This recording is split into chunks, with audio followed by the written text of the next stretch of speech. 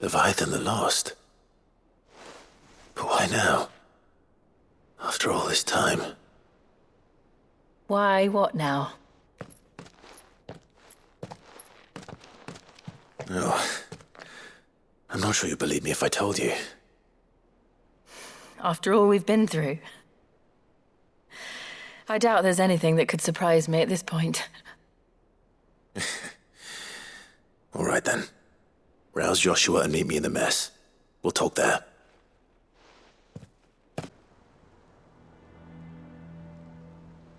I see we're all here.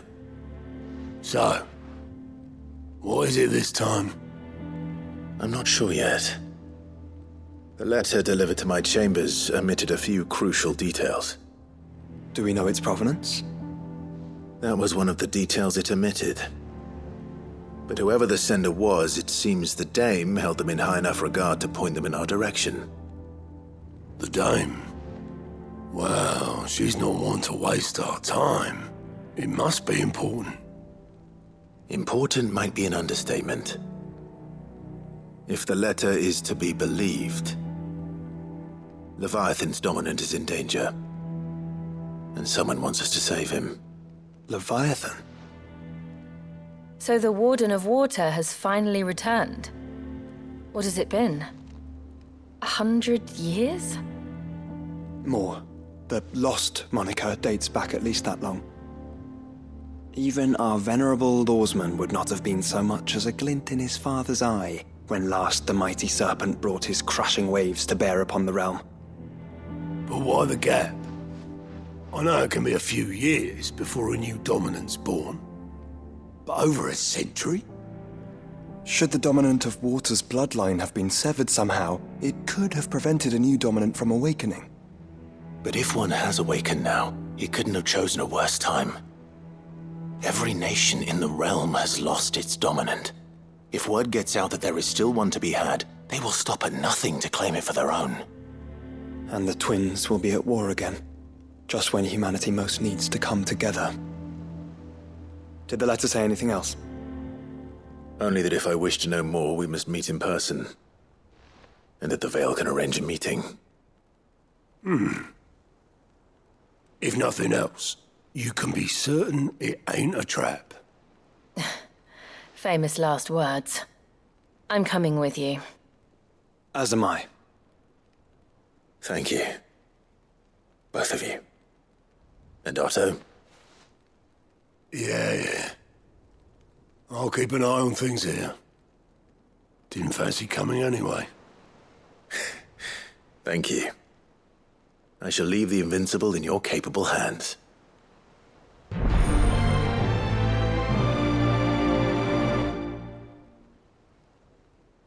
Lord? I'm looking for a Layla. You found one. So, will your friends be joining in? Or just watching? We're not here for your services. We simply want to talk. What you do with your time is up to you. The price is still the same.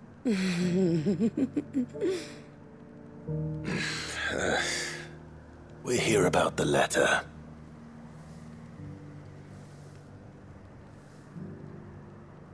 Oh, sorry. I suppose you'll be wanting to know who wrote it then. Among other things. Look, I'm just the messenger here. There's only so much I can tell you. Specifically? A location, north of town, on the shore of Isle of Feist Bay. There you'll find a tent and the woman who can answer your questions. And that's all? Nothing else? Actually, one thing. There's more than flowers in the meadows these days. So keep that sword of yours to hand.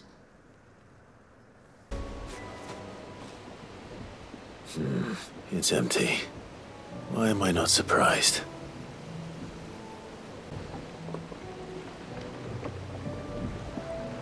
The boat. No prizes for guessing who that belongs to.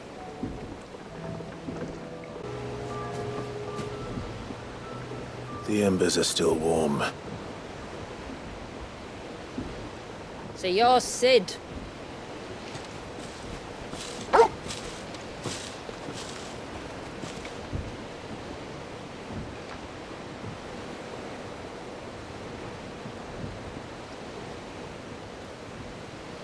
I suppose I must be. Which means you have me at a disadvantage. Apologies. I am Shula, tributary of Mysidia, final haven of the Motes of Water. The Motes of Water. The very tribe into which it was believed Leviathan's dominant was born. A people notable for their sapphire eyes and ivory hair. Yes, that would be impossible, since the tribe famously... Vanished. Was exterminated. Despite the best efforts of both church and state, we are still very much alive. Though we've managed to keep that fact hidden from good Grieger's faithful for over a century. Along with Leviathan's dominant.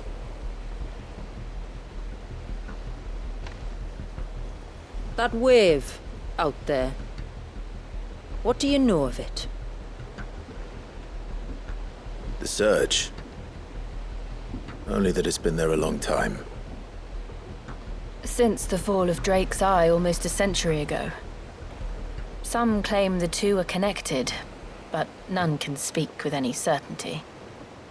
So in other words, you know nothing.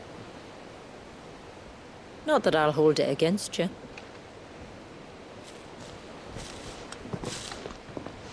The wave was raised by Leviathan in an act of rage. Moments before the waters were stayed, and the icon and its dominant bound within. And you want us to? Rescue him. Yes. You see, a little bird told me about a certain outlaw with a singular knack for putting unruly dominants in their place. And ours is about as unruly as they get. For years, we've searched for someone who could hold their own against an icon. Someone just like you. So what do you say? Will you help us? What exactly did your dominant do to warrant this punishment? What did he do? He committed the greatest crime one of his kind can. He was born.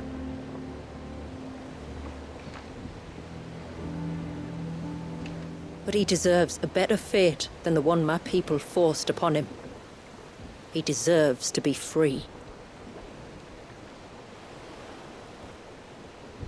As do we all. Very well. Far-fetched though your tale may seem, something tells me you speak in earnest. So we will do what we can for your dominant. But first, you will tell us everything you know about him and the means of his imprisonment. I can do better than that. I can show you. Care to take a trip across the bay? My people await you there. Lead the way.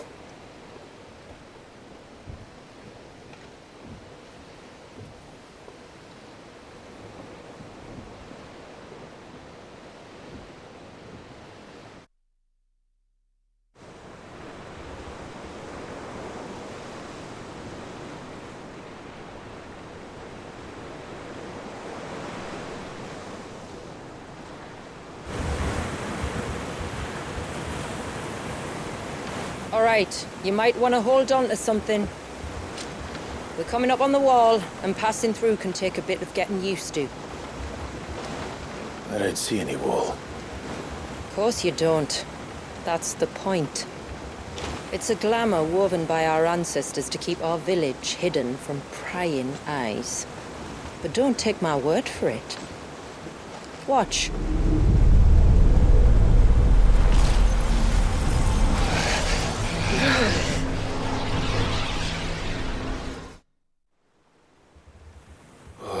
That was worse than a slug of Bacchus wine. Clive, the sky. It's blue, but how is that possible? You do know what a glamour is, don't you? Ours just happens to work both ways, and a good thing too. I wouldn't fancy staring at those sickly clouds every day.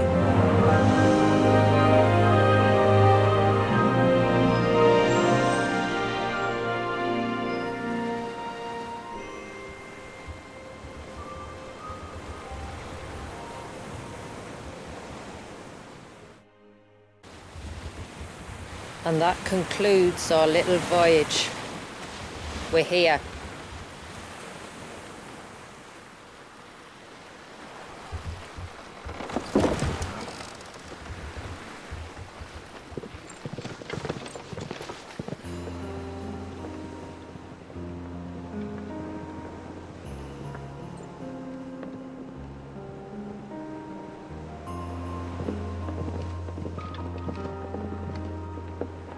It's a long slog to the village, and a hard one.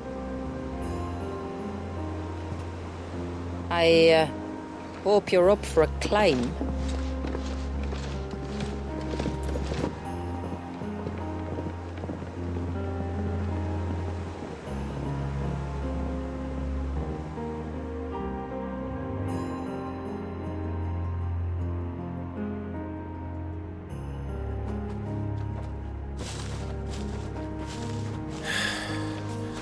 Finally. What? You didn't think we'd arrived, did you? The village isn't up here. It's on the other side of the mountain. Of course it is.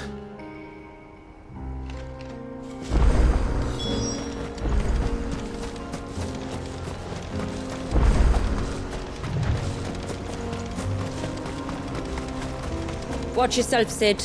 This path can be treacherous. If not for the sheer drop, then for the beasts who prowl it.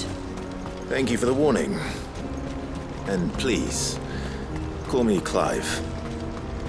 Sid is an alias. You will be pleased to learn, Lady Shula, that I have no such aliases. Is that so, Lord Margrace? It's all the same to me.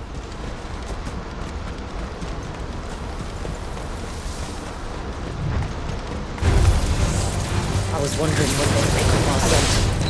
Stand back. We'll handle this. Oh, will you now? Shall I keep my acts and spells to myself then? Earlier you mentioned spells, yet I see you carry no crystals. Since when did a bearer ever need crystals? But then, where is your brand? Waiting for me in Sunbreck, if I ever get careless. Then it's in for a long wait.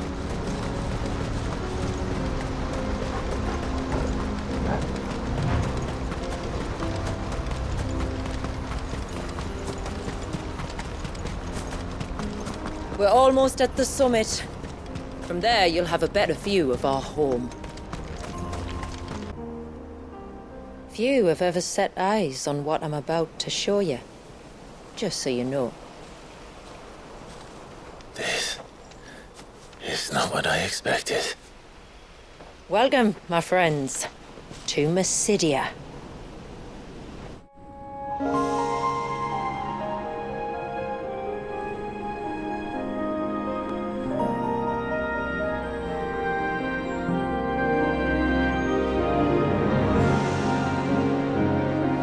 It's been a long time since I saw the North looking so...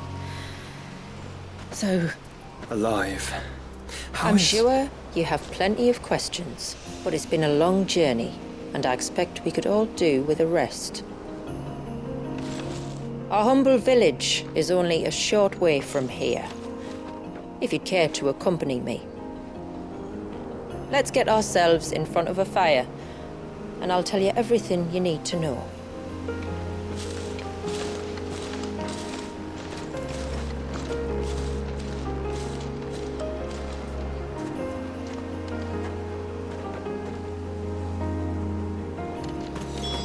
It's beautiful, Shula.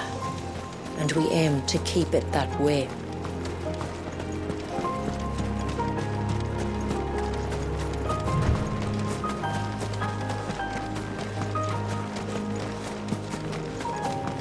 Are those stones glowing? That's one of the cairns which maintain the glamour. Steer well clear.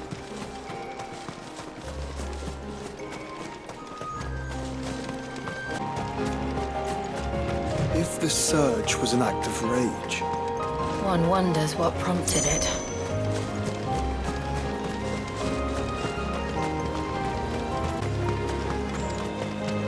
could we not have spared ourselves the mountain crossing by landing further north? In clear view of the bay,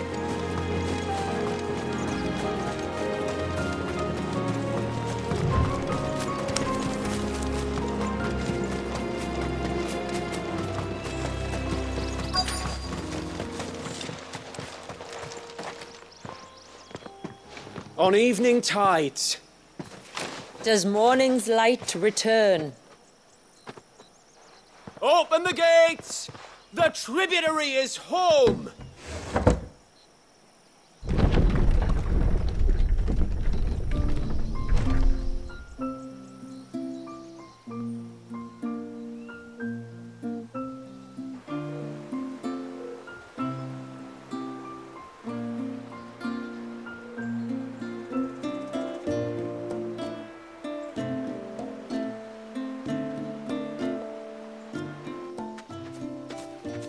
Outsiders?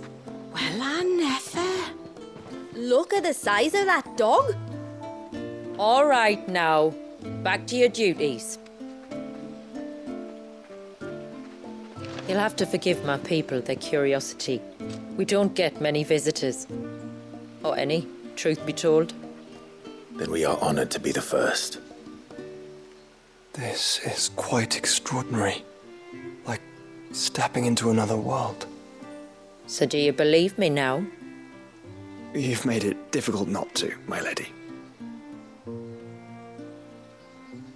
But how did your people chance to settle here in the north? Unless I am much mistaken, the moats of water long called the coasts of southern Ash their home. Until Drake's Horn fell and the Blight forced them ever inland, where... We met our doom, along with our dominant. I see you've read the Gregorian Church's account, but perhaps you'd like to hear ours. That building over there is the Witten Hall. It's where my people gather to discuss matters of import. We can speak more inside, once the place is ready to receive you.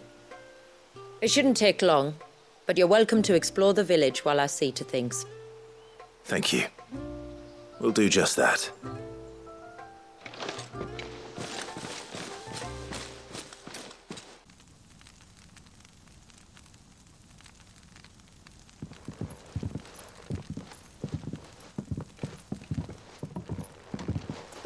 So what do you think of our little haven in the woods? It might not have all the comforts of a southern settlement, but at least it's ours. And there's a lot to be said for that. It can't have been easy keeping this place a secret. Not easy, no. We've dedicated our lives to maintaining the glamour that conceals us. Us and Walyas. This man, Walyas, is he Leviathan's dominant? That's right. Though he's no man, Walyas is still a baby. A baby? Forgive me, but you said that the Dominant and his icon were bound inside the Surge almost a century ago. That would surely make him older still. It would, if he'd been allowed to age. But the spell robbed the poor bairn of even that. I'm sorry.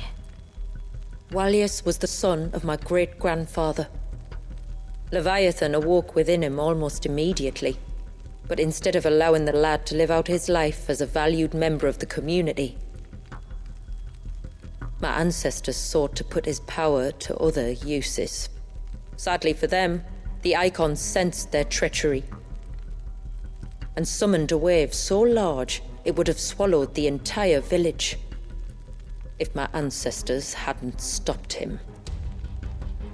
Then it is not the surge that binds the child, but time itself. Yes. Forgive me. I'm still not sure I understand. I'm not surprised. It isn't the easiest thing to explain. Which is why it might be better if I took you to see him. Show you exactly what he has to endure. That is why we came. Then let us be off. There's a road that leads north from the village. It'll take us right into the surge.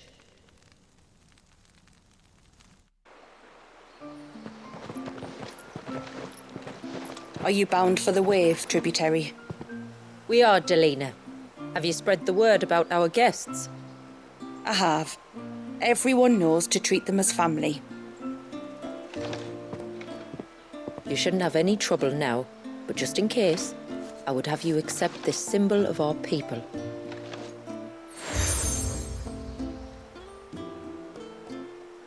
That's very kind. I look forward to meeting the family. The feeling's mutual.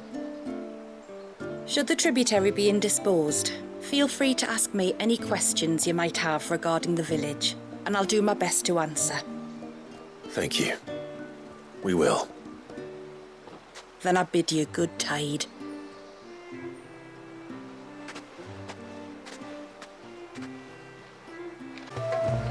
You are Sid, aren't you? The man the tributary told us about? I wonder if you could help me.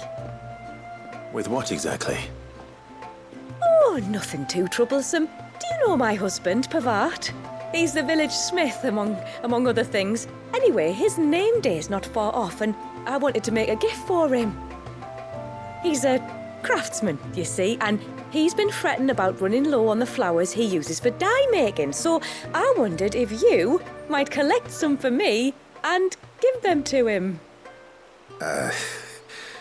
Would this gift not be better coming from you?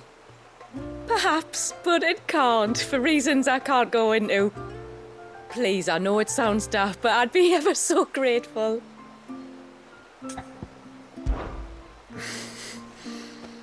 Fine. Which flowers does your husband need? The sweet little blue ones that grow around the fount. Elder's blessings, they're called. We use them to dye our fabrics so we always feel close to water like they are. You don't need to go to the trouble of picking them yourself, though. Just speak to the field hands and ask them to share their harvest with you. 2 basketfuls should be enough for my husband to be getting on with. 2 basketfuls it is.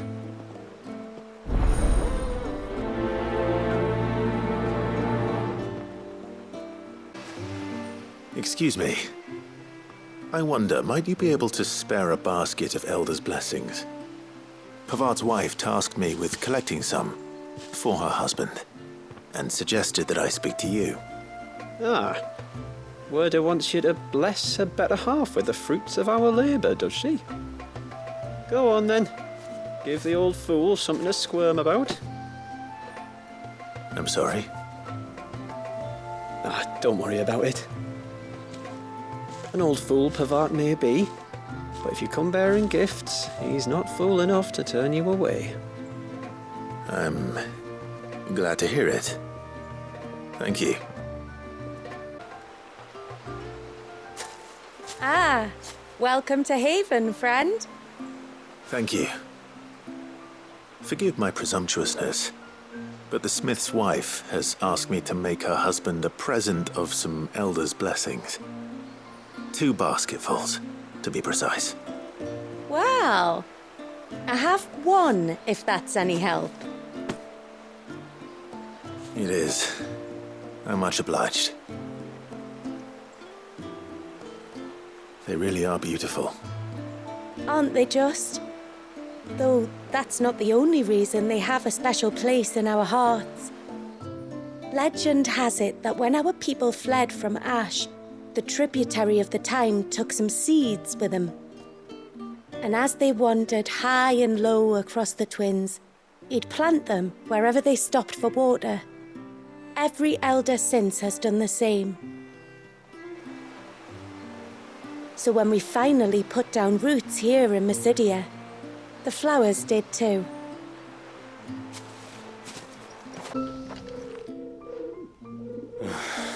What do you want? Your wife asked me to bring you these flowers.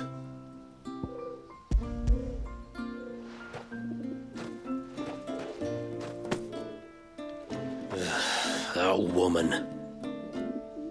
Come out, I know you're there. Who? Me?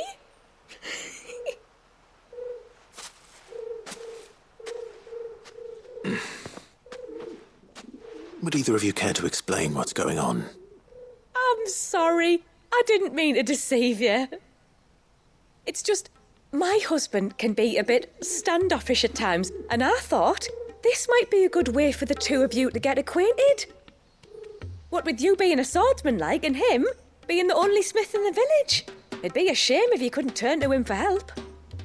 The only reason he couldn't turn to me for help is because I had my hands full with all the orders you lot dumped on me. I'm pretty much done with them now, though. But, for the record, the tributary said that we were to lend you outsiders our aid, and that's exactly what I was planning to do. With or without my darling wife's meddling. Still, here we are. Acquainted. So, if there's out you need, just bring us the materials, all right? All right. All right, then. And tar for the flowers. I was running low. You use them for dyeing, I hear. Aye. Crush the petals and it makes a fine and lasting blue. We use it to stain the cloth for our tunics and pennons. A reminder where we come from, like. As modes of water. Children of the sea. That's right. The pattern too was left by our ancestors. The Ceaseless Rill, it's called. It symbolizes the river of our tribe, with the strength of Leviathan running through it. And no matter how that river has ebbed and flowed, changed its course, the flowers have always been with us, growing on our banks. I should get back to work. If you need something crafting, let me know. I will. It was a pleasure to meet you. Wasn't it just?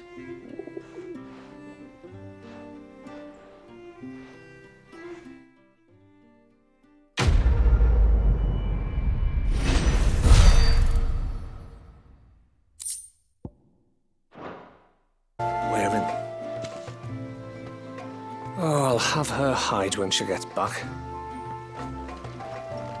Oh, sorry. I was leagues away. How can I help you? If you're after something from the storehouse, it's actually my wife you'll want to talk to. She will have to charge you for the goods, though. Not that we'd fleece you or anything. It's just, you know, needs must. I understand. Saying that, she might not be able to get anything down for you for a bit. Ah, right. She's got her hands full with the inventory, you see. It should have been my daughter's job, really, but the willful little Rills decided to make herself scarce. The heavens only know where that girl's got to. If you'd like me to keep an eye out for her. Oh, no. I couldn't ask that of an outsider. Could I? You wouldn't mind? Of course not. She won't have gone far, will she? I hope not.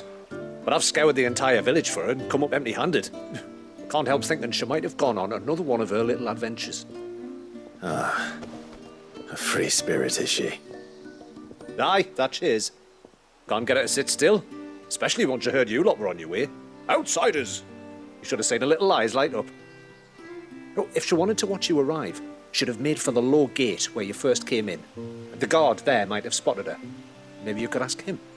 Ruka, her name is. All right. I'll let you know if I find her. Try not to worry.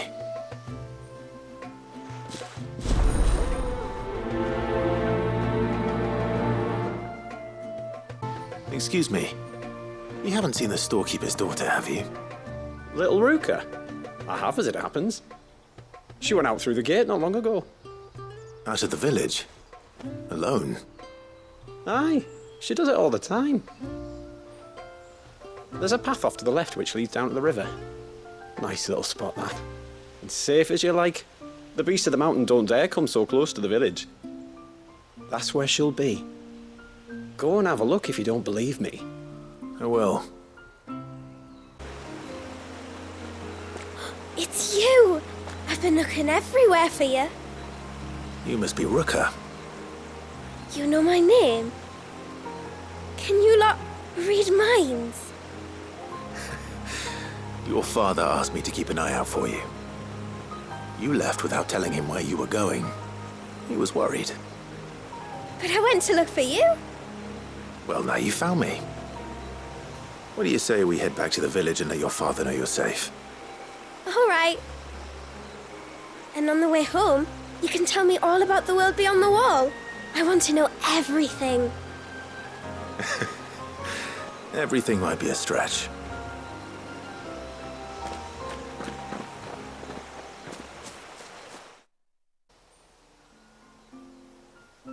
Thank you for bringing her home. And sorry for the trouble. Oh, no. It was a pleasure. Daddy, did you know that there are villages 10 times as big as Haven in the outside world? 10 times! Cities, they call them. And in these cities, they have great big walls and towers and castles. Oh, to think I was worried. You can tell me all about the outside world later, Sweet Pea. Now go and help your mum with the stores. All right.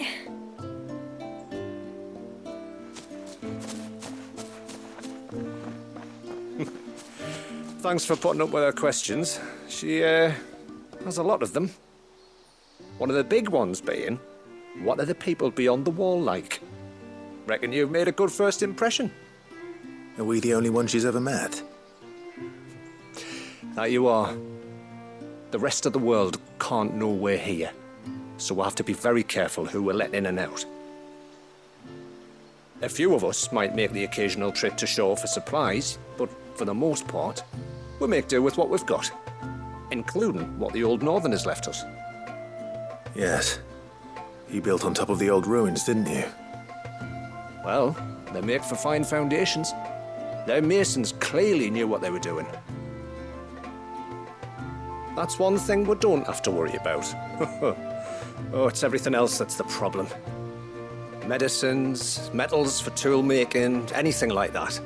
We have to dress up as travelling merchants and make a trip to the outside and pray to every cloud in the heavens that nobody sees through us.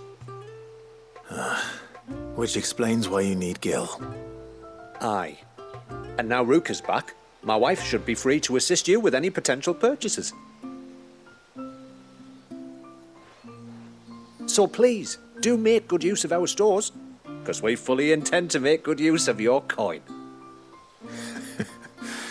I'll be sure to keep my purse strings loose.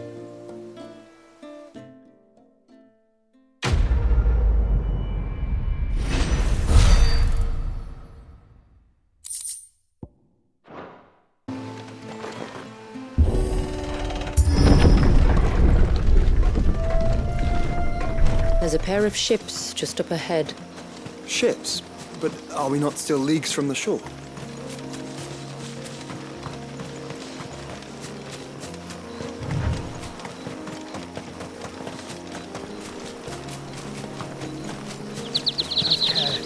The quickest route to the surge is due east, past the second galley. Shula, how did these ships come to be here? What do you imagine happens when an icon of water gets angry? Really, brother, did you have to ask?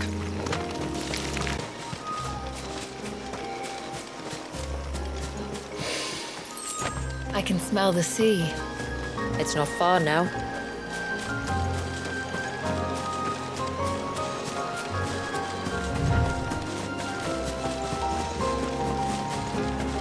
How will we reach the surge? We'll follow the coastline north. There's a bridge that'll take us across to the cape.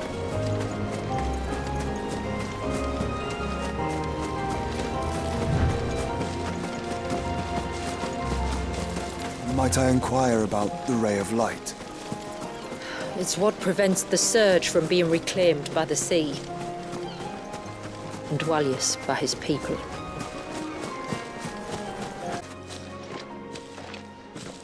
You said before that the child is bound within the surge. But you've yet to tell us how we're meant to reach him. I trust we won't have to hold our breath. No. The surge wraps around the cape without engulfing it. If we continue to its tip, there is a path down to the seabed. And the wave's origin. All right. It won't be the first dominant we've met at the bottom of the ocean.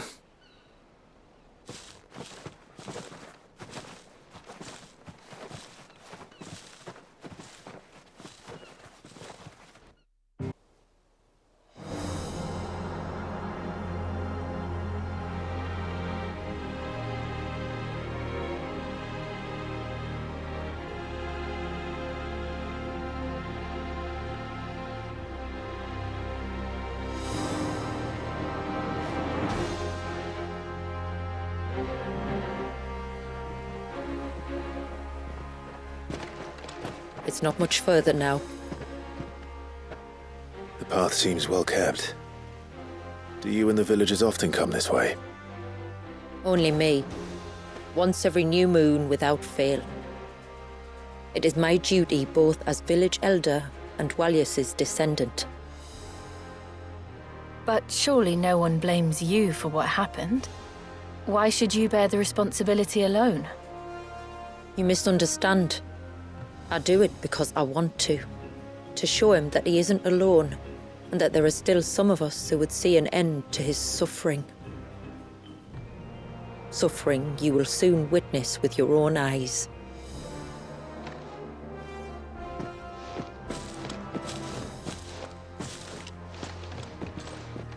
The forest grows quickly here.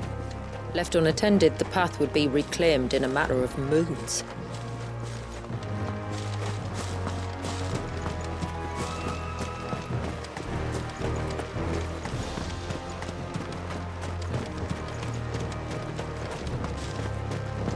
Does the light point the way to the child? It does indeed.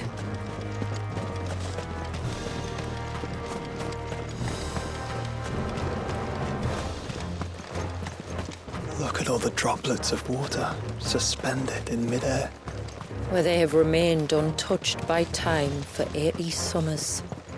It's not right. No. It's not.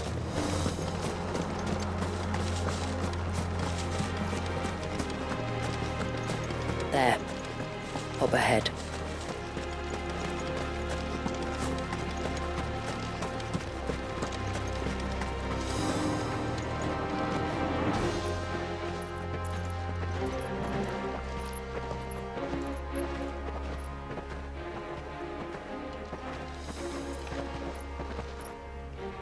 Down in the center. Follow me.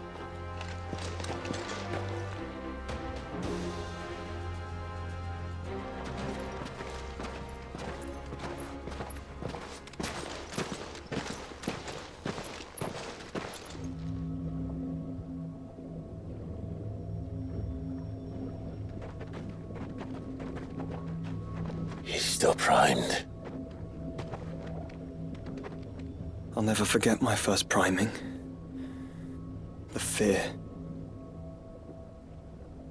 And I was old enough to understand what was happening. One can only imagine how this poor child felt. He is the victim of an unforgivable sin. Committed by people who saw him as nothing but a means to an end. He must be so frightened. Then I'll ease his burden. You don't mean... I'm not going to hurt him. Contrary to the tales, I don't go around killing dominants for no reason. What if I told you there was a way to remove Wallis's icon? I tell you, you were a madman. It's hard to believe, I know. But it can be done. Though, it isn't without its risks. Part of the icon remains no matter what. So, it might still come to violence. I don't know. It depends on the dominant. I've seen things end well, and I've seen things spiral out of control. But I do know one thing. If we turn our backs on this child, there will be no end to his suffering. And I think that a worse fate than the alternative. Don't you?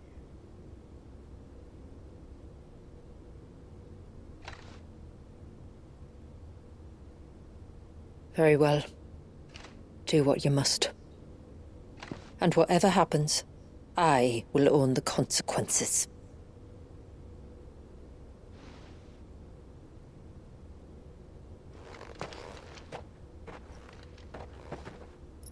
Don't be afraid, little one.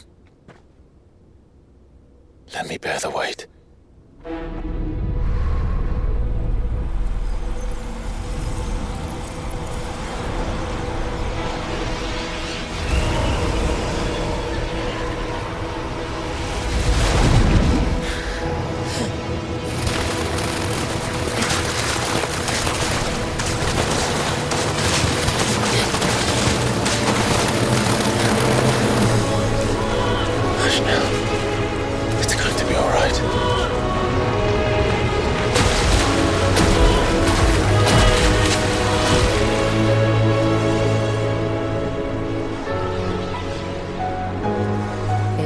Is it done?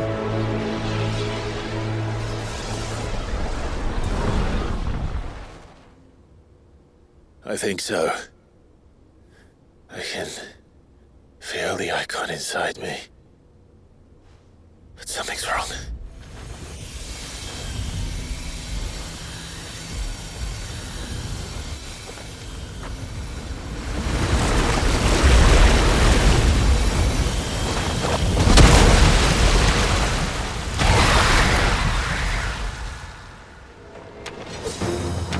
He wasn't just afraid. He was angry. All right. Let's see what you've given me.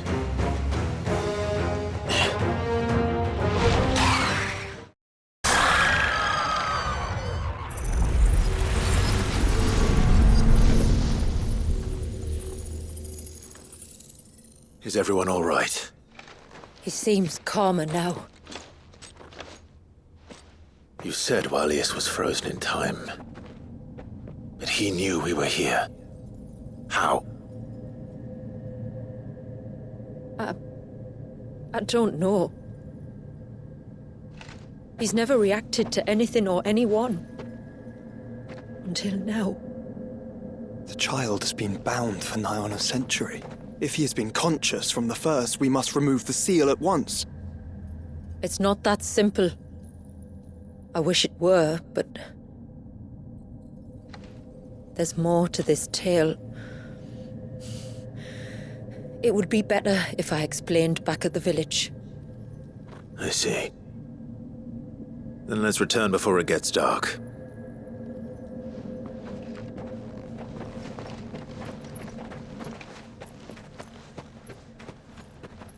I'm sorry, Wallius.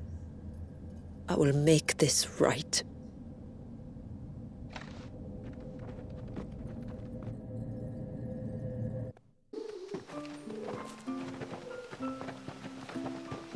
So, part of Leviathan is inside you now, is it? Does it hurt? No. Not anymore, anyway. Good. because I still have need of your strength. If you want to know the rest, we should head to the Witten Hall. Of course.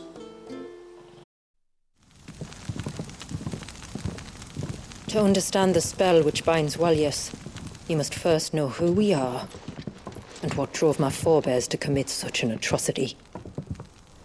This tapestry is our story, the one that brought us here.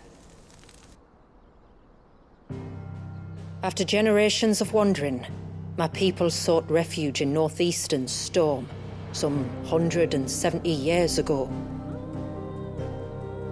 But in exchange for our safety, the Gregorian Church demanded we renounce our faith and branded us heretics when we could not.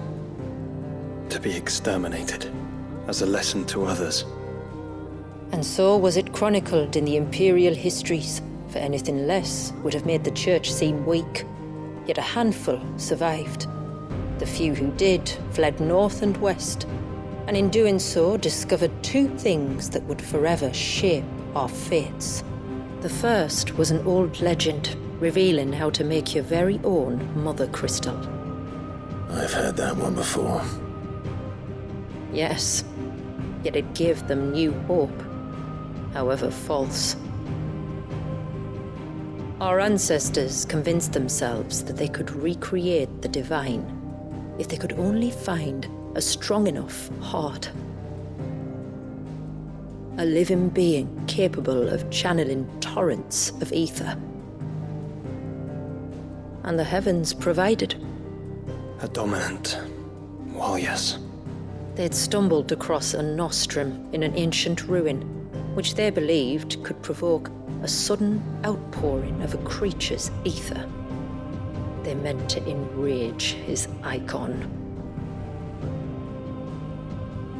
Leviathan would have destroyed everything, had our people not made their second important discovery. A means to stop time itself. Where did they find that? The Northerners had no such magics, or they would have used them. When our ancestors first arrived, the land was uninhabited, save for an old witch who lived on the highest peak. Her body had been consumed by the curse, a cruel payment for her long years of service to the Northern Thanes. So desperate were they to prevent the fall of Drake's Eye, they'd forced her to devise a spell to stop time. But Drake's Eye did fall. It did. When she finally perfected the necessary magics, it was already too late. As punishment for her failure, the Thanes exiled her to this forsaken place to live out the few days she had left. Knowing her suffering, our ancestors cared for her as best they could, and in return, she gifted them her spell. That even though she should die, her legacy might live on.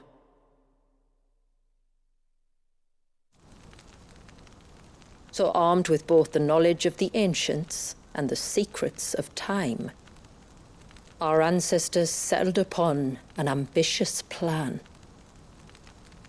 They would create a new Mother Crystal and enchant it that it might endure for all eternity. Thus would our people's wandering, our suffering, finally end, and prosperity visit us once more.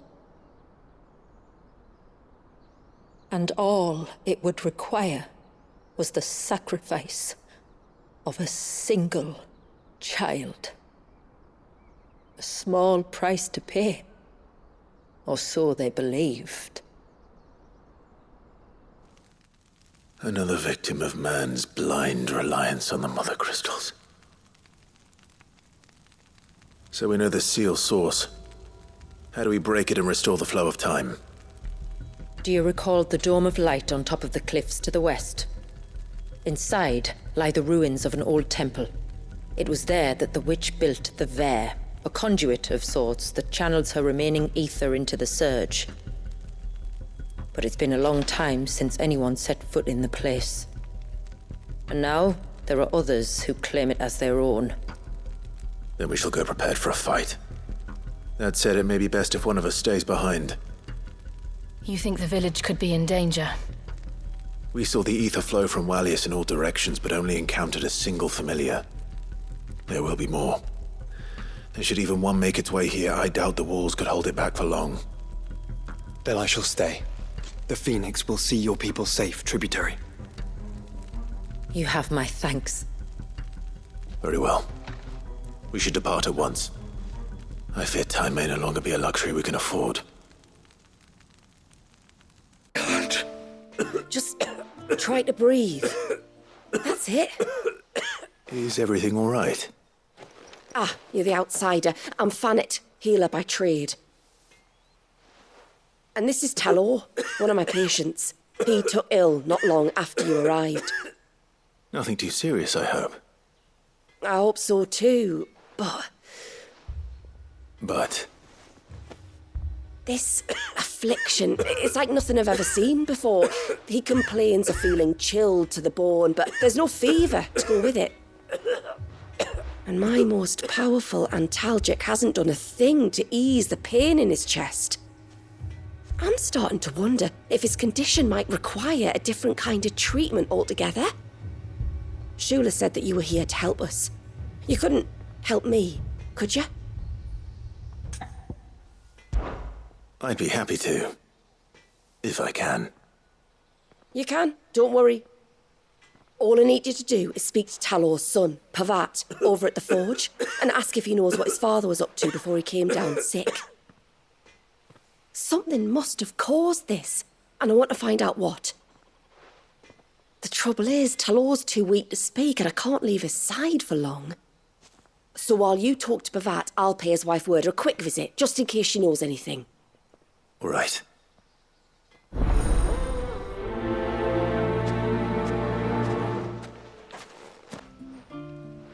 Oh, do you need something?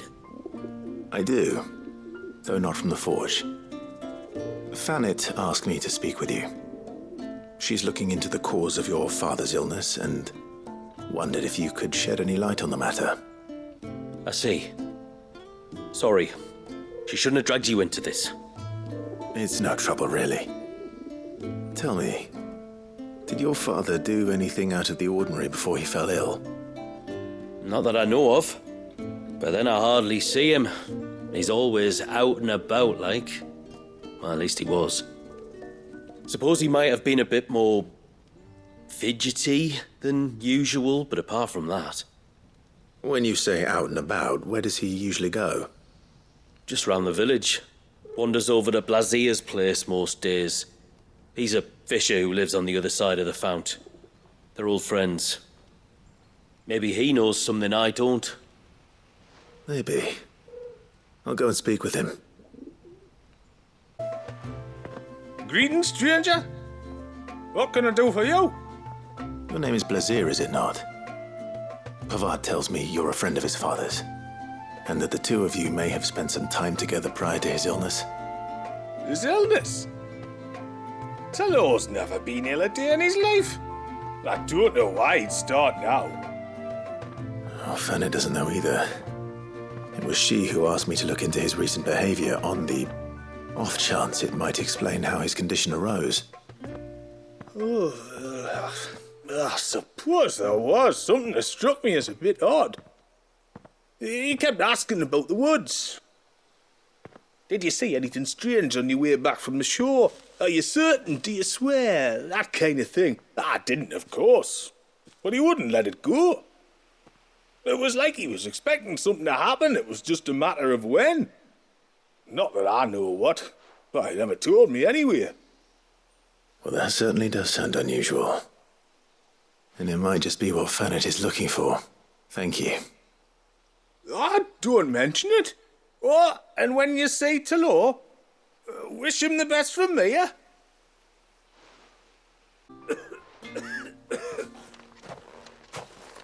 I spoke with Werder, but she couldn't tell me anything. Did you have any better luck? Nothing conclusive. But there was one thing. Blazier, the fisherman, told me that Talor had taken a sudden interest in the forest of late. He kept asking him if he'd seen anything unusual there on his way back from the coast, but never let on what exactly he was expecting him to have seen. The forest between here and the coast. Surely not. But then... I can't say for sure. But I think Talor's illness might have some connection to the Tomberries. You may have encountered them during your time here. The small, scaly beastmen. And you think they may have caused Talor's illness? I do. At least in a way. And if I'm right, it's no wonder the treatments I've been trying didn't work. Oh, I know it's a lot to ask, but would you go down into Father's Fell for me? There's an altar there. And if my fears are true, an offering upon it. What is going on here? Please. I'll explain everything when you return, but time flows fast. I beg you, make haste for Father's Fell and take the offering from the altar. Talor's life may depend on it. Very well.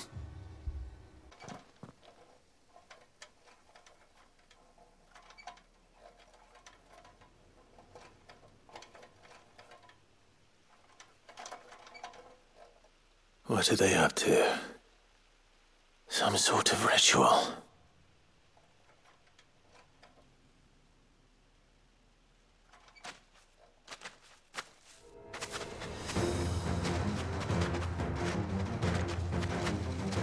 Sorry to disturb you.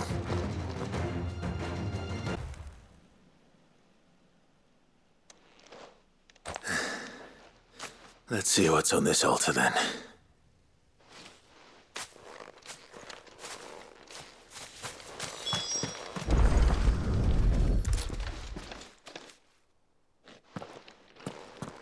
A silver chain. I doubt the Tomberries made it.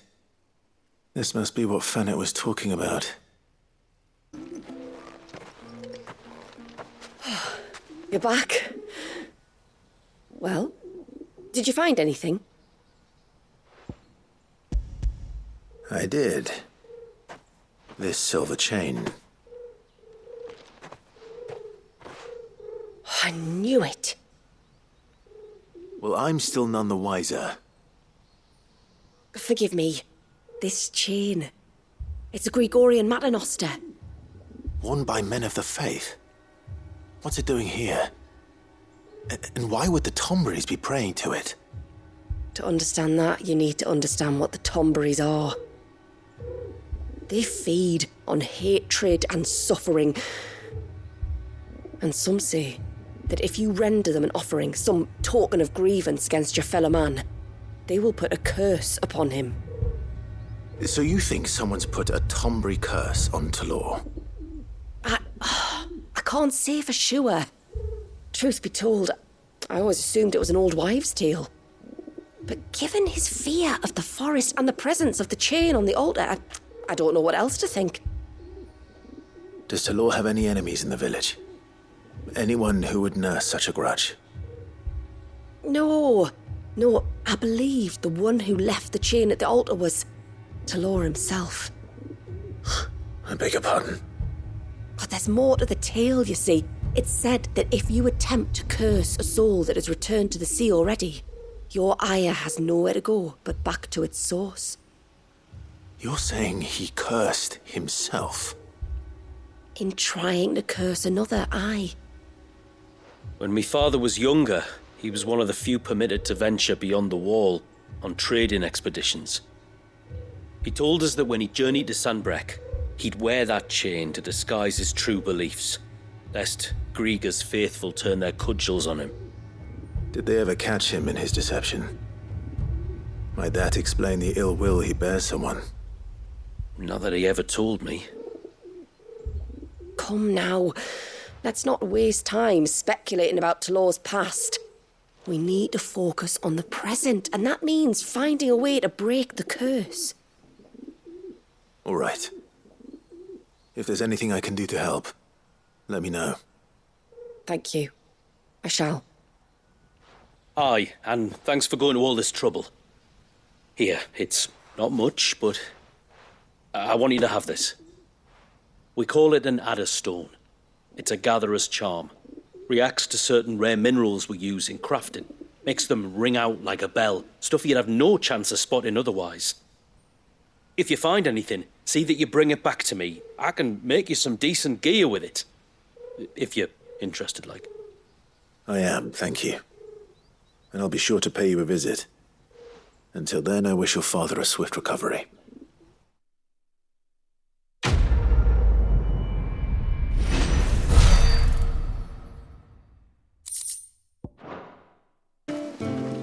Are you a rider by any chance? I am. What gave me away? Oh, I can smell it on you. The scent of the stables. And not just any stables. Something tells me you've never been one to ride half-starved birds with chine-gall and wet beak. If I had a guess, I'd say your bird eats only the finest greens and has her feathers groomed twice a day with a curl hairbrush. Nothing but the best for my Ambrosia. Ambrosia, eh?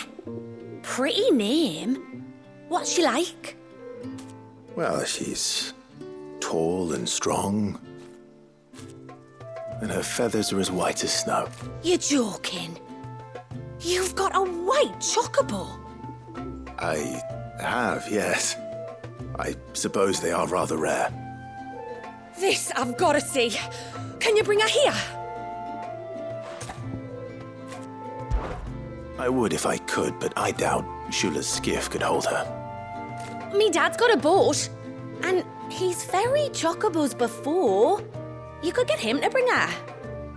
It'd be perfect timing and all. He's preparing for a trip beyond the wall as we speak. I'm sure he'd help you if you asked. He would. Well, I don't suppose it would hurt to have Ambrosia around. All right then. Where could I find your father? He'll be in the storehouse on the other side of the brook. Tell him Manda sent you.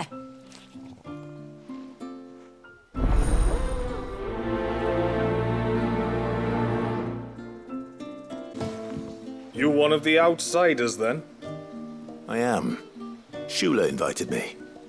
Are you Manda's father? I am. Got you running errands for her already, has she? She's asked to see my chocobo, but I'd need your help and your boat to bring her here. Or you could just say no. Honestly, that girl and her birds, she'll be growing feathers soon enough. Well, truth be told, I didn't take the idea seriously at first. But thinking about it, it would make it easier to get around if I had Ambrosia here. Can you help? Well, if you're sure that's what you want. The tributary says we're to treat you lot as we would each other. So, if you need me to ferry your bird over, then that's what I'll do. Still, they don't take the water easily. I'll need you to bring us a mimic gourd or two to keep her calm on the journey over. And where would I find one of those? Oh, don't ask me. It's been years since I last brought a chocobo across the bay, and I'm told the world's changed a fair bit since then. Where do you usually get your stable supplies from? Well, the man who made Ambrosia's tack lived in Martha's Rest, and if I remember correctly, he traded in chocobo feed too. So I suppose I'll go and ask him. I'll be sailing over to Northreach soon to pick up some supplies. While I do that, you collect your bird and your gourd, and then meet me by the shore. Just don't take too long, all right? I remember you. You're the one who saved Whiteheart. How's the old girl doing? She's very well. Thank you. Oh, don't thank me. You're the one who saved her. Anyway, what brings you to the rest today? I was hoping to purchase a mimit gourd. And I thought you might be able to tell me where I could find one. Oh, reckon I could do better than that. Just so happens, I've got a whole cartload of the blasted things. Not a buyer in sight. Really? Aye, you'd be doing me a favour taking a few off my hands before they turn to mush. But just be on the lookout for wild birds, eh? Don't want them chasing after you like they did me. I will. And thank you. Oh, you're very welcome. Any friend of Whiteheart is a friend of mine. And in times like these, friends have got to stick together. We certainly do. Ah, there you are.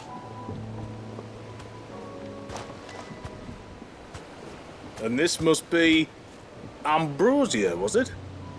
Oh, she's a real beauty, isn't she? I have the mimic or two. Here.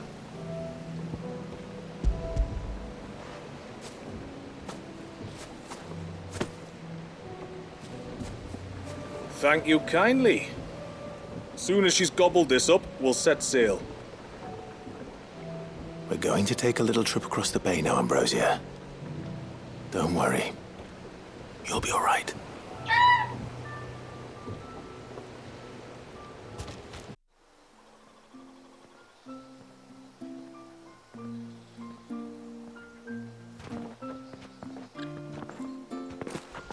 Well, we made it.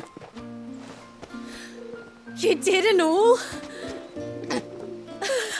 She is as white as snow. You're beautiful, aren't you, girl? Brave, too. She was calm as you like on the journey over. The mimic gourd will have played its part, of course, but passing through the walls enough to spook most birds even then. Not this one, though. Ambrosia's been through a lot. I doubt there's much that could unnerve her now.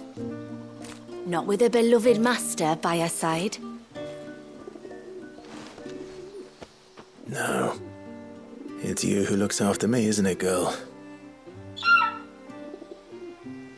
Anyway, thanks for bringing her here. I hope I can breed a bird like her someday. And if you and Ambrosia need ferrying back to Northreach, you only need say the word. Thank you. But I think we might explore Mysidia together. What do you say, Ambrosia?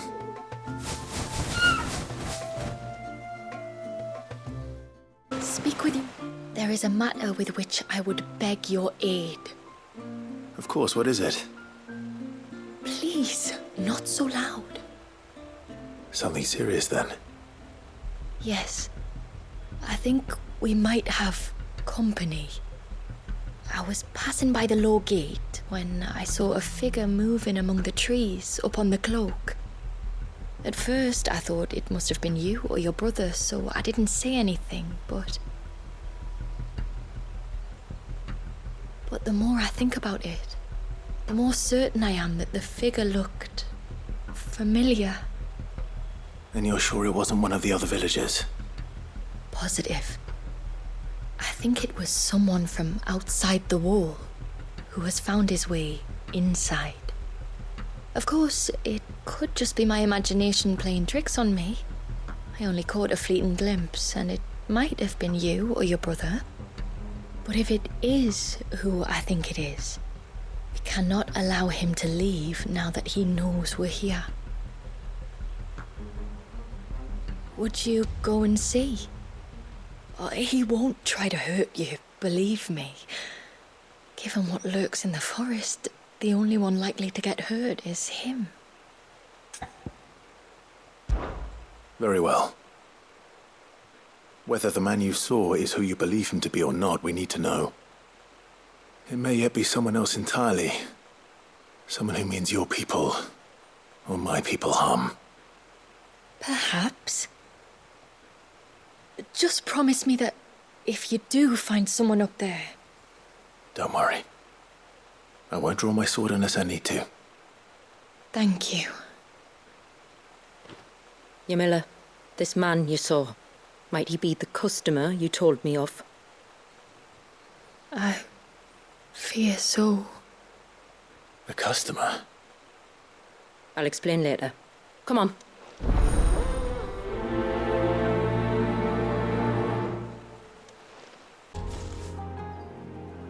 A bottle.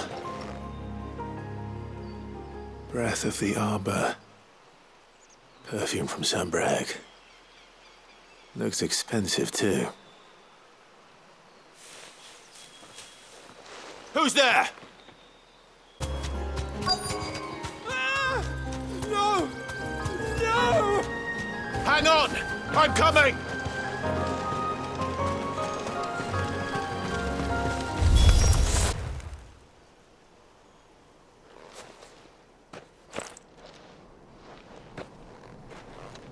you all right?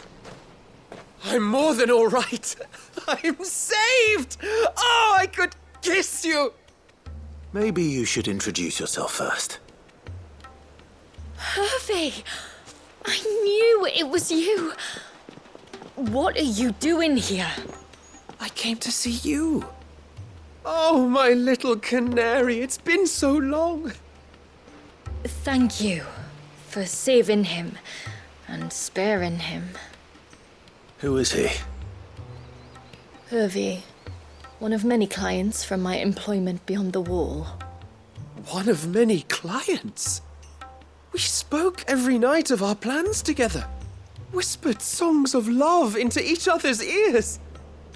And then you upped and vanished without so much as a word. I left you a note, didn't I?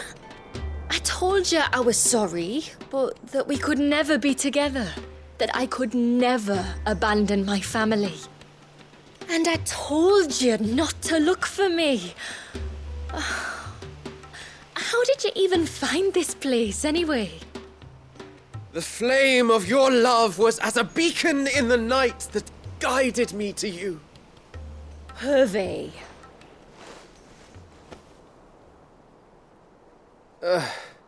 I was walking by the coast near Northreach when I saw a lady who looked like you.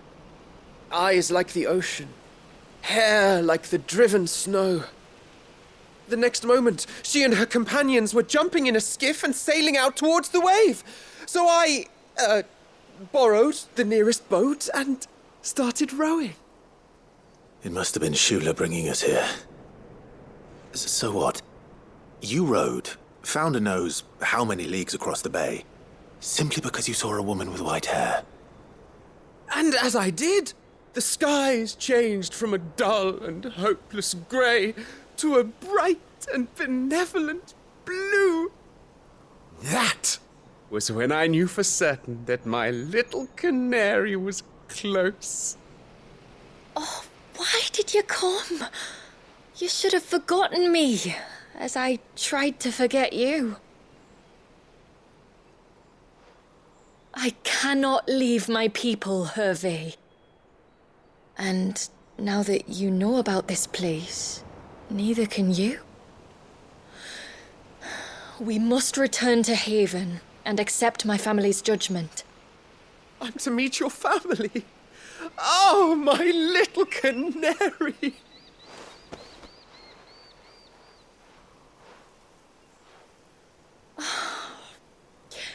Please, come and see me later. You did as I asked, and you must be rewarded for it. But first, follow me, Hervey. To the end of the world and beyond. Forgive me. There's nothing to forgive. You two met at the Vale, I take it.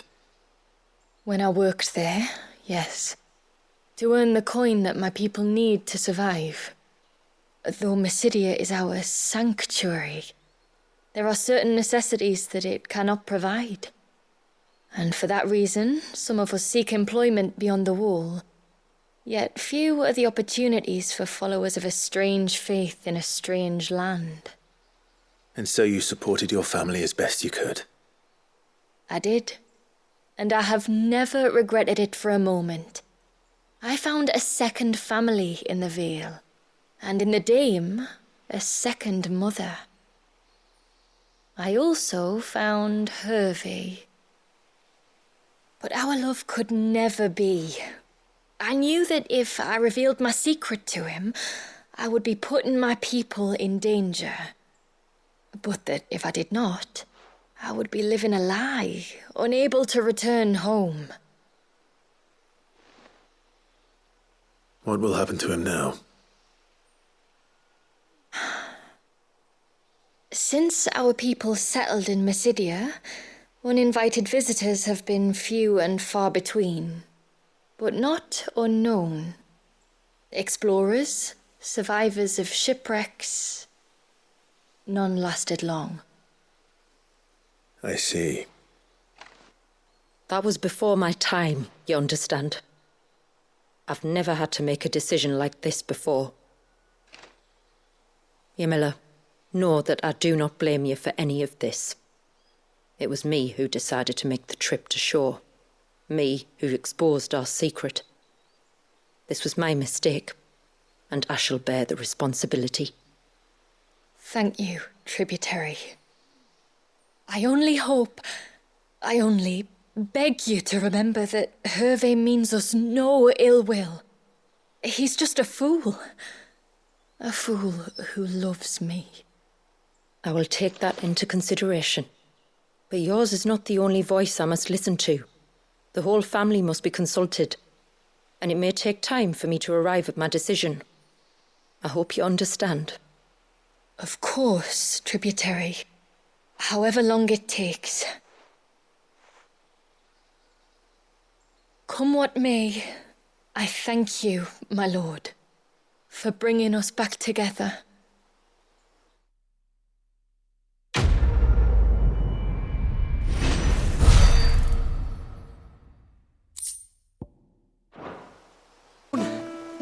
Ty, take me, what am I gonna do?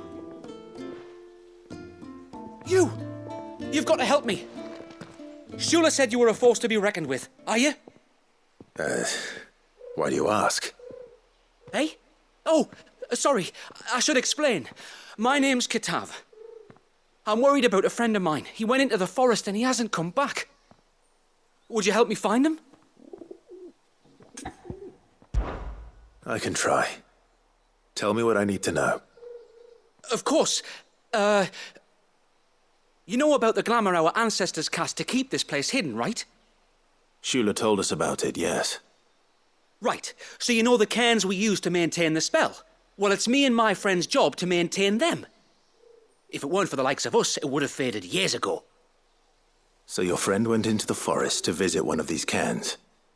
Aye, that's right. He said he was going down to Father's Fell. There are 2 cairns out that way, one by the banks of the Swift Run, and another near the Winged Wains, the ships in the forest. All right. How will I know this friend of yours? His name's Nassef. He's about my height, but clean-shaven. If you could track him down and see that he's come to no harm, I'd be much obliged. I'll search the village, just in case anyone's seen him, and meet you back here. Very well.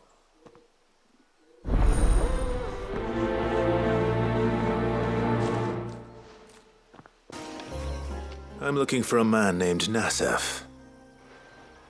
Aye, I know him. Takes care of the cairns. Wait, you didn't think I was him, did you? Sorry, mate, I'm just out to gym myself a few ibexes. What do you want with the lad, anyway? His friend, Katav, asked me to look for him. Apparently he ventured out to work on one of these cairns and didn't return. Well, that is a worry. You're a hunter, yes? You must know the woods as well as anyone. Can you think where he might have gone? There's a bridge further down the path. Blasted thing got washed away a few moons back. Our carpenter only recently had time to rebuild it. But if I remember rightly, there is another cairn on the far side. Maybe he decided to visit that one while he was here.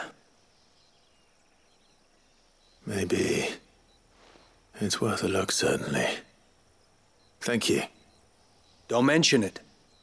I'll keep an eye out too. Perhaps he just got delayed or something. Let's hope so.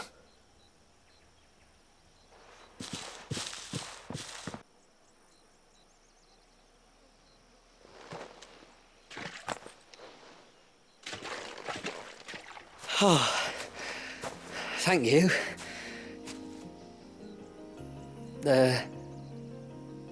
I'm the tributary's guest. And you must be Nassef. I am? But how do you know that? Your friend Katav asked me to look for you when you didn't return. I'm sorry. I was so focused on attuning the cairn, I didn't see those creatures coming till it was too late. How exactly do they work? Oh, there are crystals inside. They're what keeps the glamour going. Should the ether cease to flow through too many of them, our shroud would quickly unravel. It's my job to make sure that doesn't happen. And an important job it is. But you'll struggle to do it if you're dead. You need to take more care. Yeah, no arguments there. The truth is, me and Katav usually work together, watching each other's backs like. But when we heard outsiders were coming, we split up to get the job done faster so things would be perfect for your arrival. Stupid, I know. So you found him then? Not before the local fauna did. My arrival seemed to put them off their dinner. Mustn't have been hungry after all. Expect you'll be wanting someone to escort you back to the village then, Nasef. Woods are full of nasties today. When you're next in Haven, be sure to come and see us. You saved my life. It's only right I repay you. If you insist. Take care now.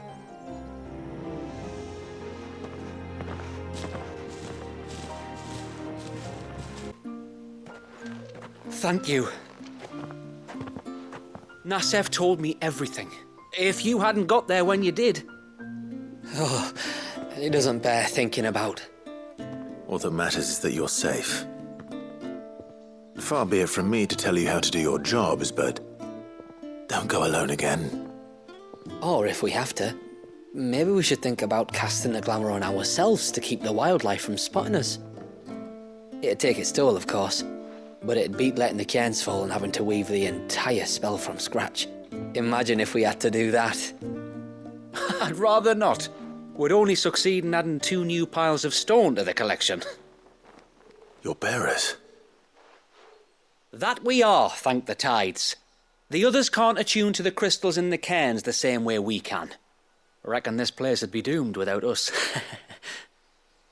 So, you do this work for the good of your people? Not because... We're forced to. No. From what I've heard of the way things work on the outside, we were truly blessed that our rain fell here in Mysidia. Our people are few enough as it is. If we started turning on each other, kin against kin, over nothing but a stupid accident of birth, our days would be numbered. They would. Anyway, all's well that ends well, eh? Thanks to you, both of us lived to keep this place hidden another day.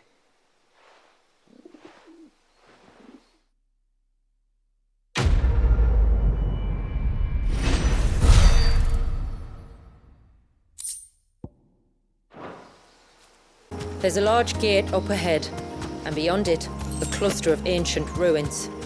The temple, or the Heir of Hours as my people call it, can only be reached by passing through them.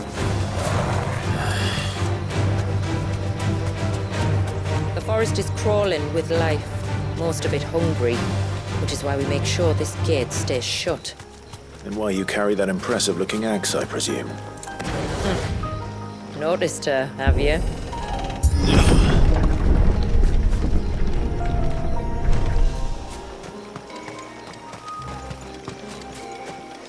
The temple is up there. Don't worry, those cliffs aren't the only way to the top.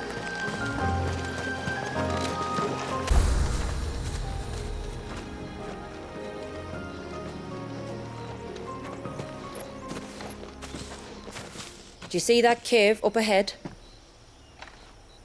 Whoever lived here carved a flight of stairs into the stone within. A way to the top. And whatever it is that awaits us there.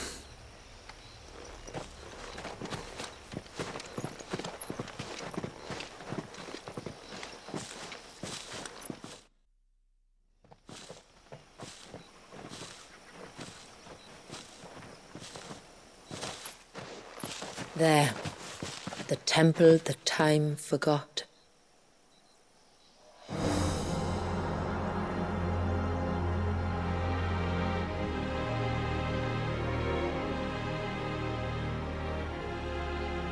And the Varys inside? Yes. You can see the spell's path from the nave.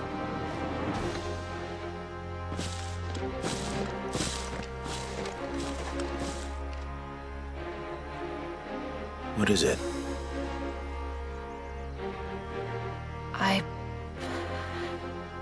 I don't know. It's probably nothing.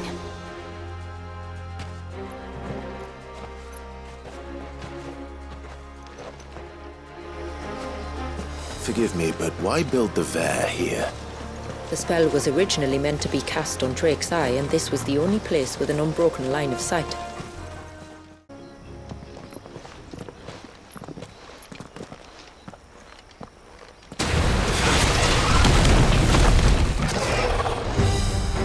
And there I was thinking they'd all migrated south. The weaker ones did. The weaker ones? Did you hear that, Sid?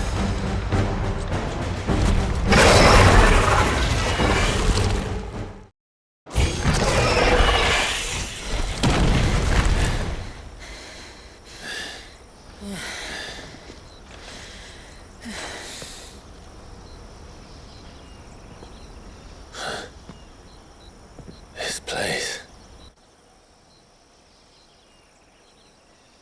It's frozen. Just like the surge.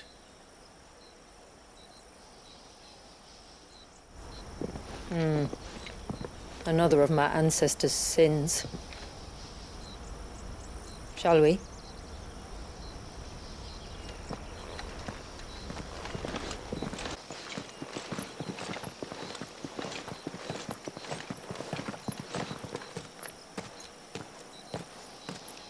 Shula, wait. Before we cross the threshold, I'd like to know a little more about how these magics work. I assume we'll be safe from their influence. We won't grind to a halt, if that's what you mean.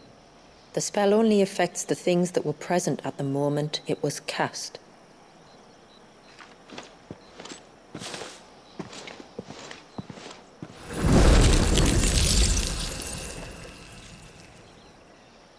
You see?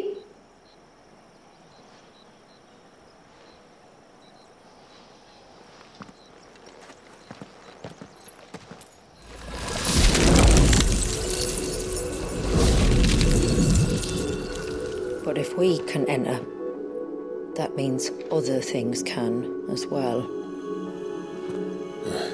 Like the ones we saw on the way here. And worse, probably.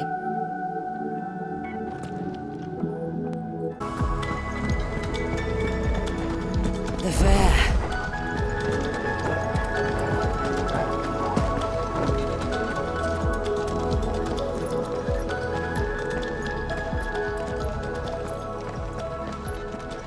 By the Founder.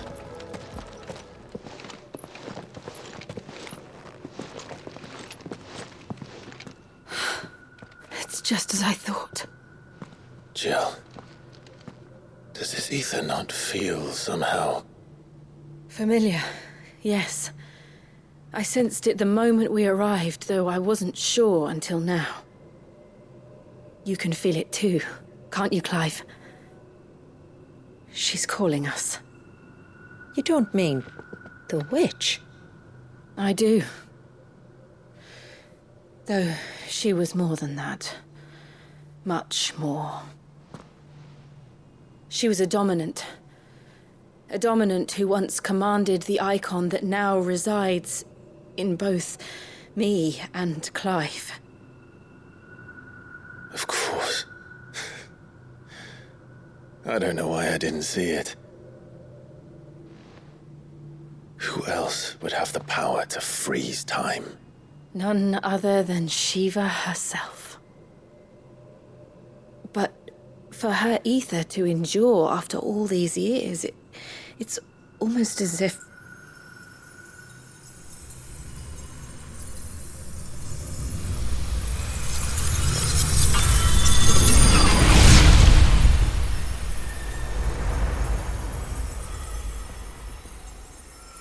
As if she shared it with another, just as Torgal shared in my ice.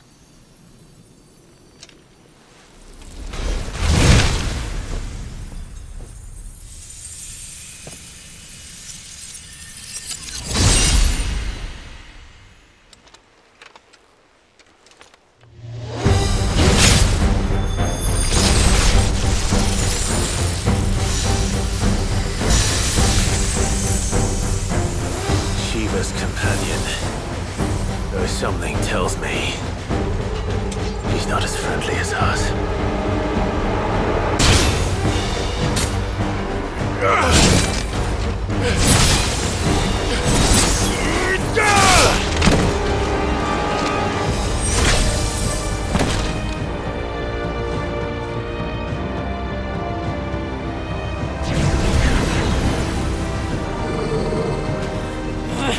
Why won't it yield?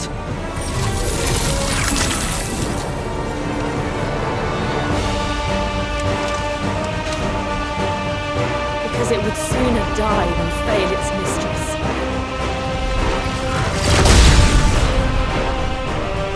Then it leaves us no choice.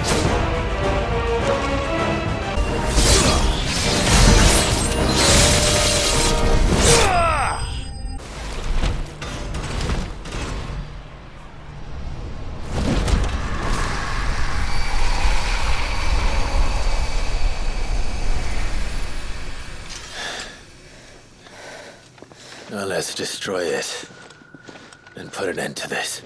Wait. The spell must be weakened, not undone. Isn't that what we came here for? Did you ever stop to wonder what might happen to the tidal surge if I unraveled the whole spell at once? I didn't think so. This is going to require a bit more finesse. From wind and light, water and earth, let the silent pall of mine ice.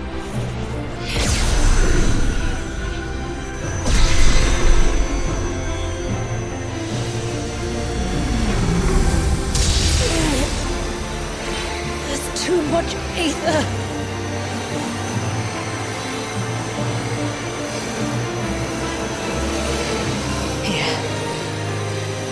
Let me help. Let us help.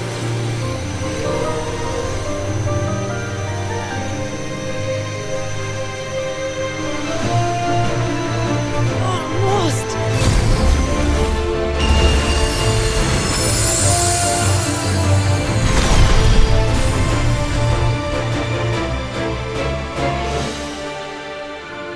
Did it work? I think so. The thread connecting this place to the child should be broken, meaning Walyas should finally be...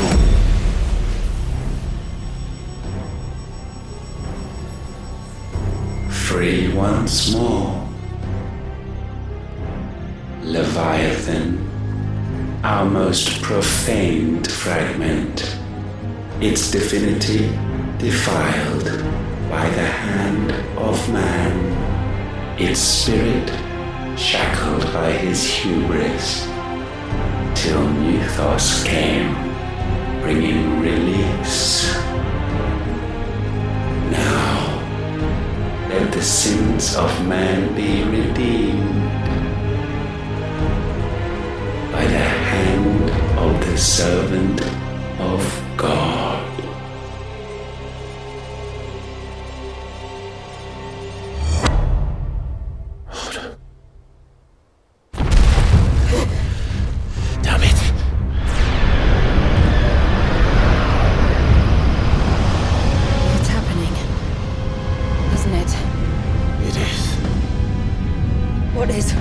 What's going on?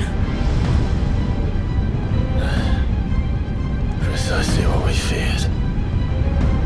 Leviathan is out of control. No.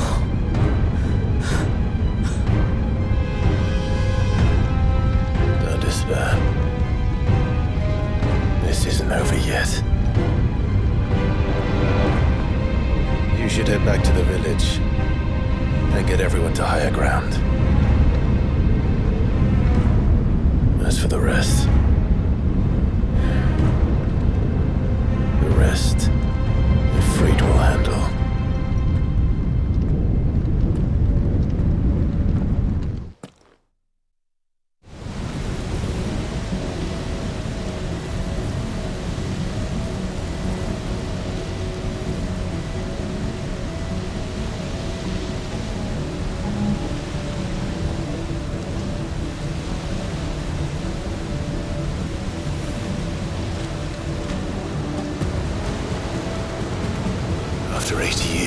imprisonment. I'd be angry too. But I can't let it end like this, Warriors. It's time for you to come home.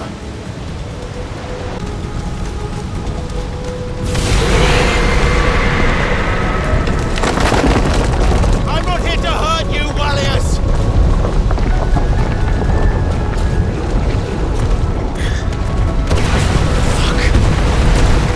That was too close.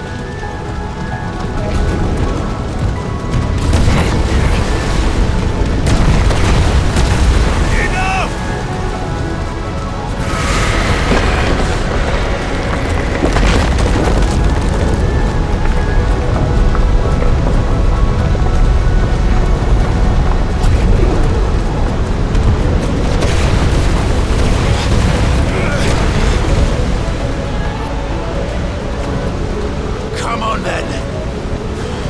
No more hiding.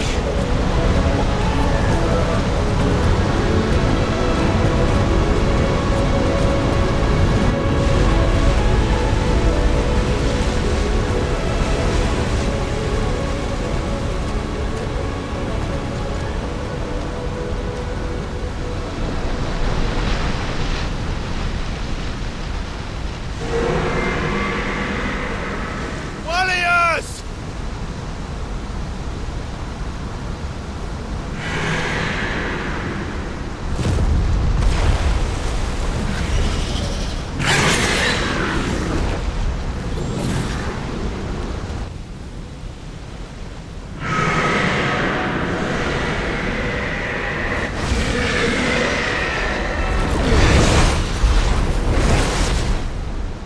This isn't what I wanted!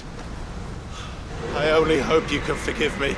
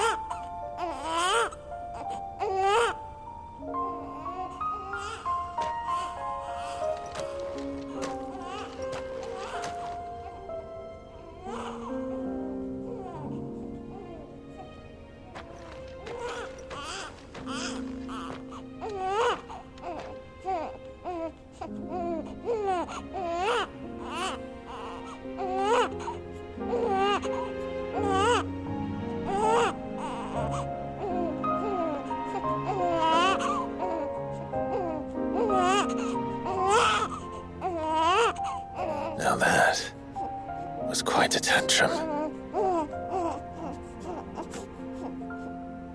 Clive! Where is he?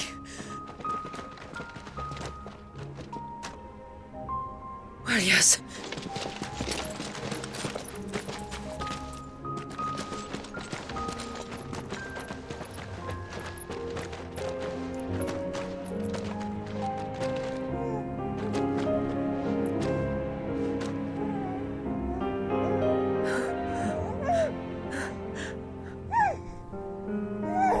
He's adorable. He is now. But did you see him a few moments ago? Clive, I don't know how to thank you.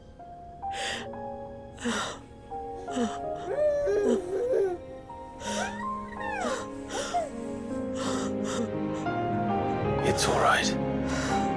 We should find him a dry blanket, though. Wouldn't want the little monster catching a cold.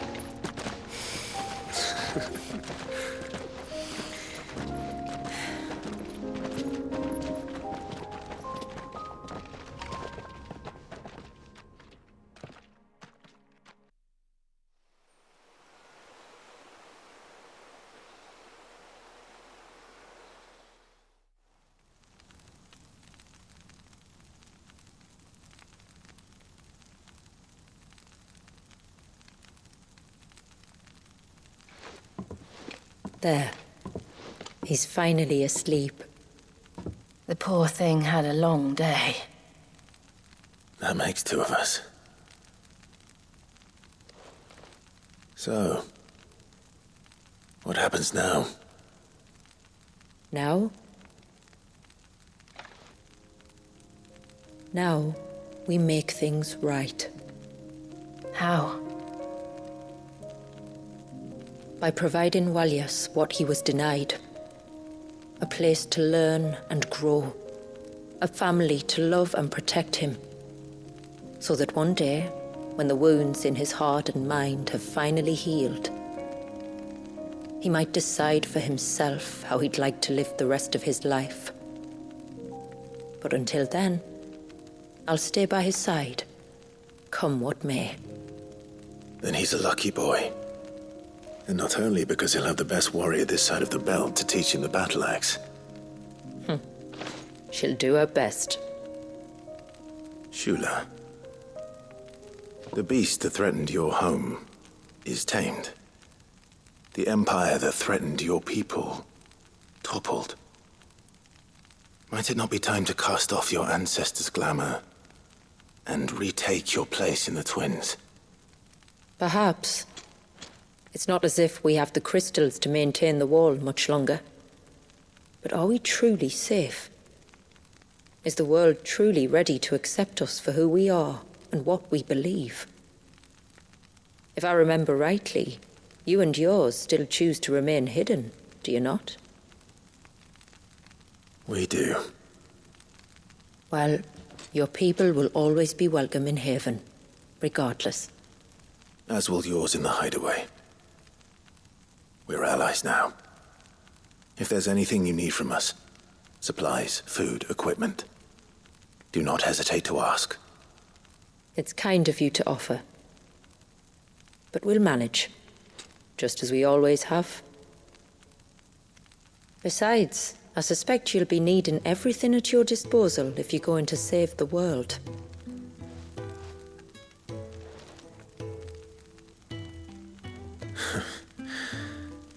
I fear much of it is past saving.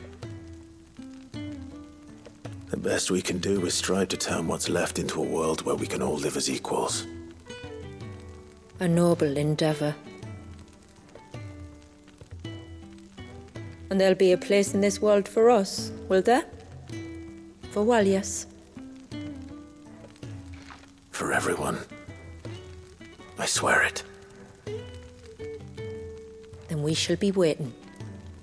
Until the tides bear you back to shore.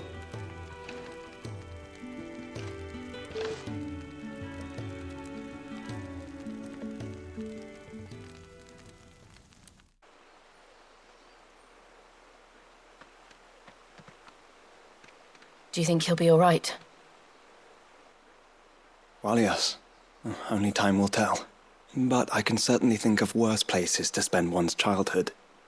The Moats of Water are a fine people, and they will take good care of him. Up by the Vare, Ultima spoke to me.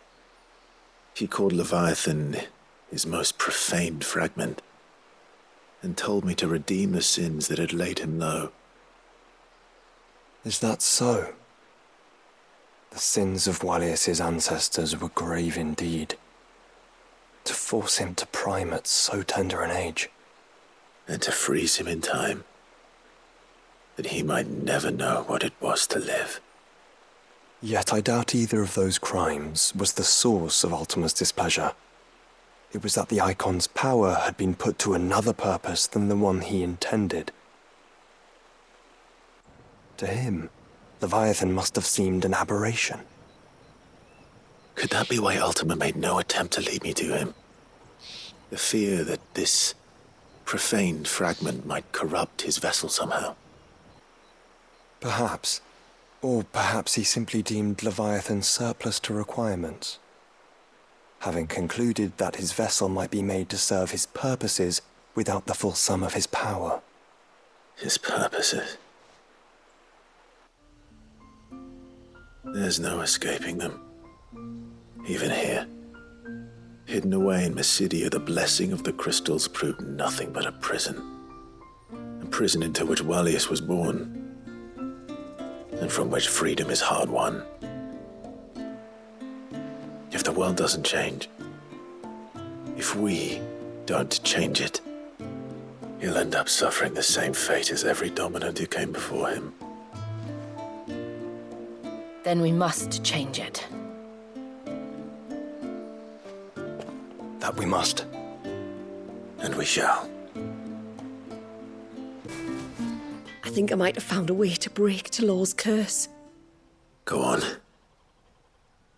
Well, after listening to the village elders and scouring every likely-looking tome in the library, I learned that not all Tombries are the same little green menaces we know and loathe. Apparently, a chosen few live to incredible ages and grow to many times the size of their counterparts. The folktales hold that it's the very eldest of these, the Tombury kings, who weave the curses, and that their magics bind their victims to them, that they might continue to feed on their pain. So if we slay the one that cast the curse, the feeding will cease. But that was my thinking, yes. Though I doubt it'll be easy. These kings are not just bigger, they're stronger too. And if the tales are true, their followers will defend them to the death. It is a perilous proposition, in short, but it may also be Talor's only hope. What say you? I'll do it. Even if killing this king doesn't break the curse, Mysidia will be a safer place for its removal. Thank you. So then, where will I find it? That, alas, I do not know. It must have woven the curse at the altar in Father's Fell, but as to where it is now...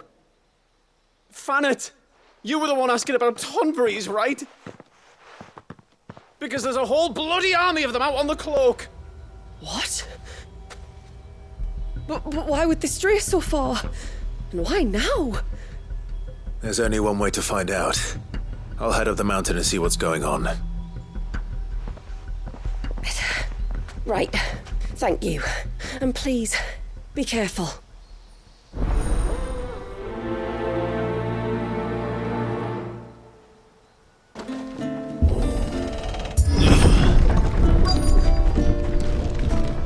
Found her. They're almost at the gate. But they won't be coming any closer.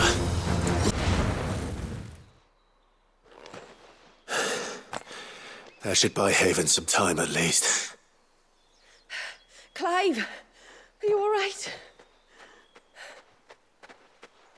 Fine. We've taken care of the immediate threat. Thank the tides. I was worried I was going to lose you both. Talor, he took a sudden turn for the worse just after you left. What? Is he? No, he's hanging on. I fear the Tombury King may have begun the cursing ritual again. In earnest this time. And I can't imagine their being here as a coincidence. I think it might be happening on this very mountain. If it is, it won't be for long. Get back to Talor. I'm going up. My thanks. I shall pray for both of you.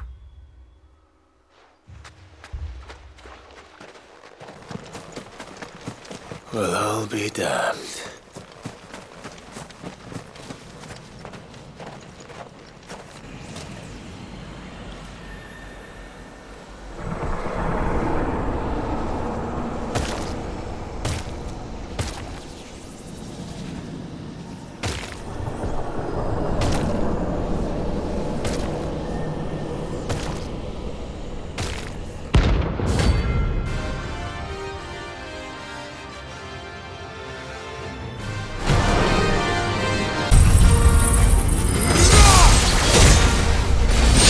Finished.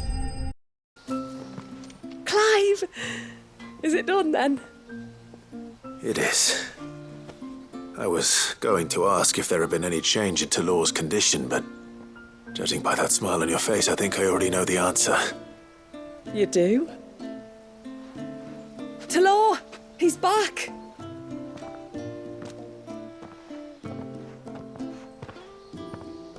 Thank you, my lord.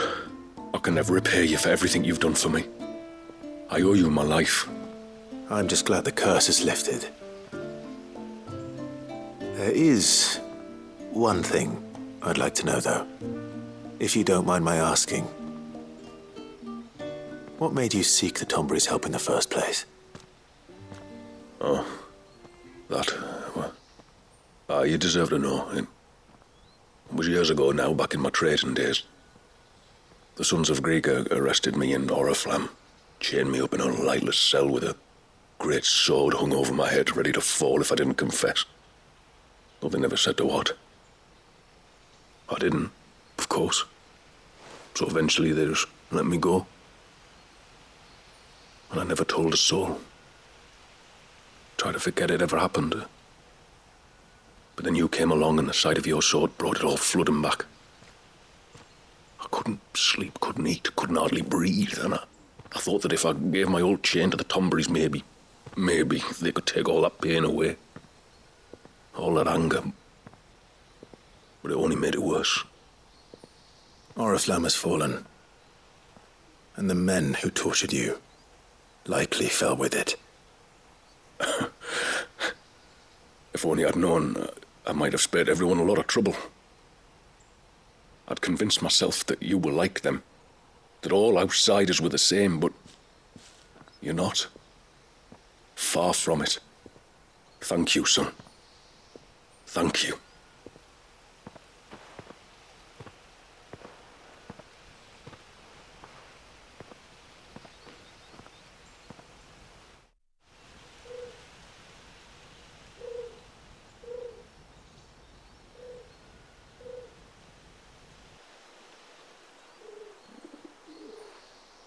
Clive, there's something I need to tell you.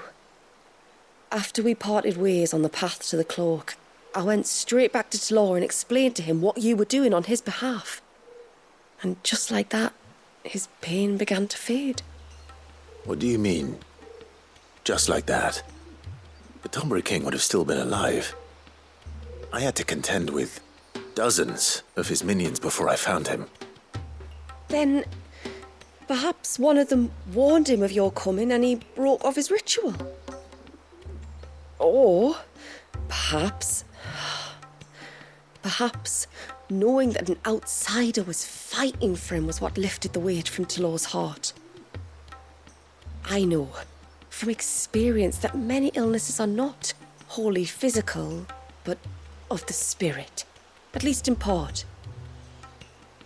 Was there ever really a curse then? Or was Talor simply suffering from the pain of his memories and the guilt of what he'd done? for all the difference it makes. I suppose we'll never know. Maybe not. But this much I do know. It was your strength and your selflessness that healed his heart in the end. I'll be sure to tell my healer friend when I get home.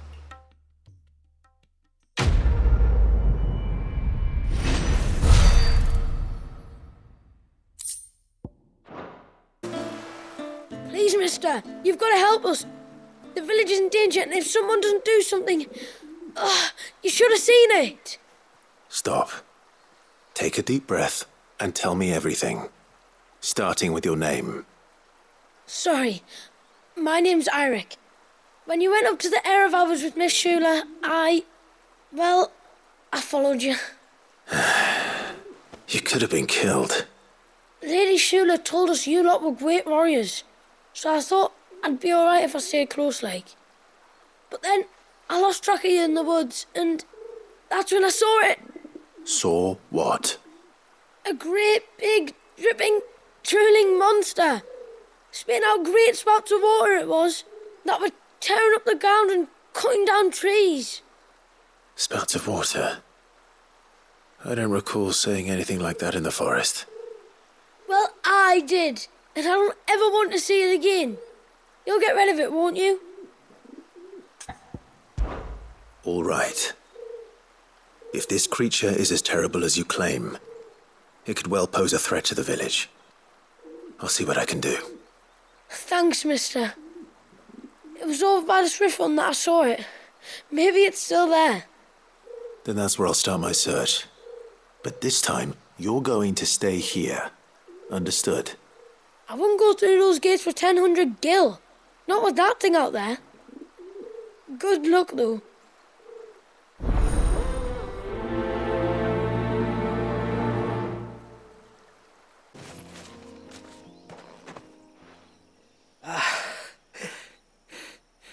It's you. Nasef's savior.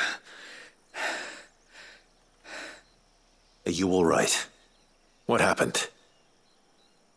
I was tracking an ibex when a great spout of water struck me square in the back. Sent me flying all the way across the clearing. Did you see what made it? No. All I heard was a noise. An ear-splitting din.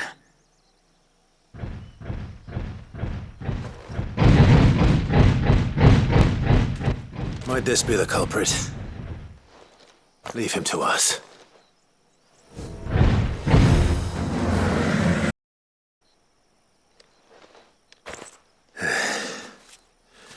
Well, that wasn't too bad.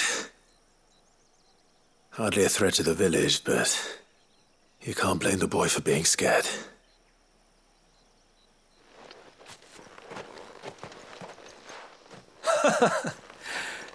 You made that look a lot easier than it was.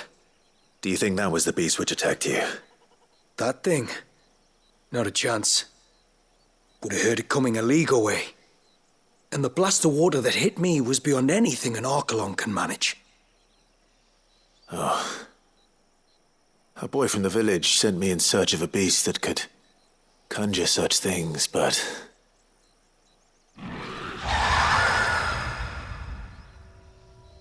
That's it. That's the noise I heard. Sounded like it came from the ruins. I'll go. You head back to Haven and see a healer.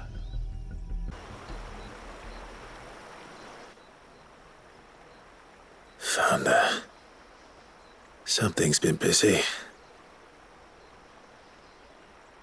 Whatever this creature is, it's out for blood.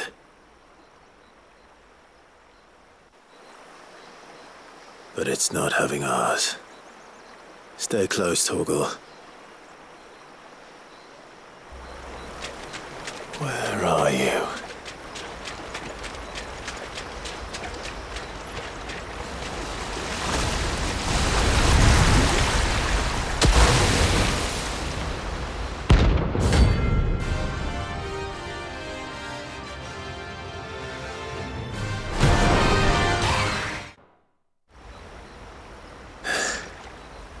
Fingers crossed that's the last of them.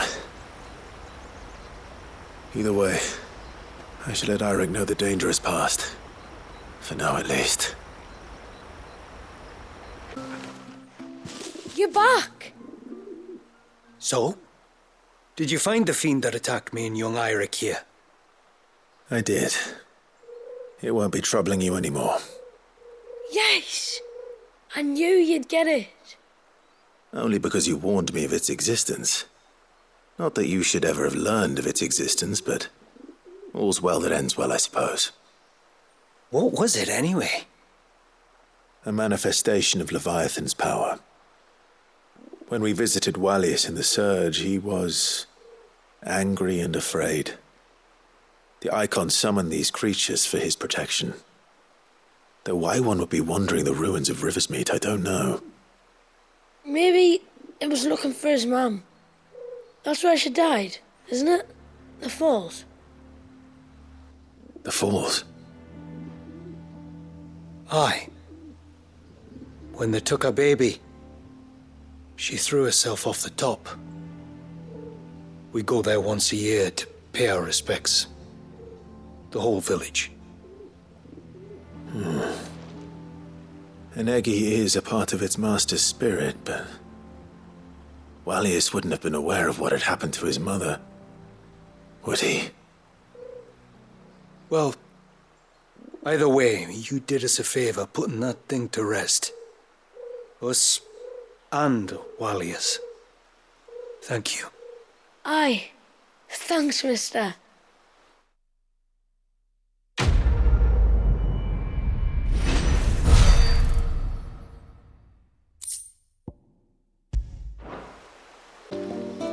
My lord, might I have a moment of your time? I would beg of you a service. Certainly. What is it? It's a long story.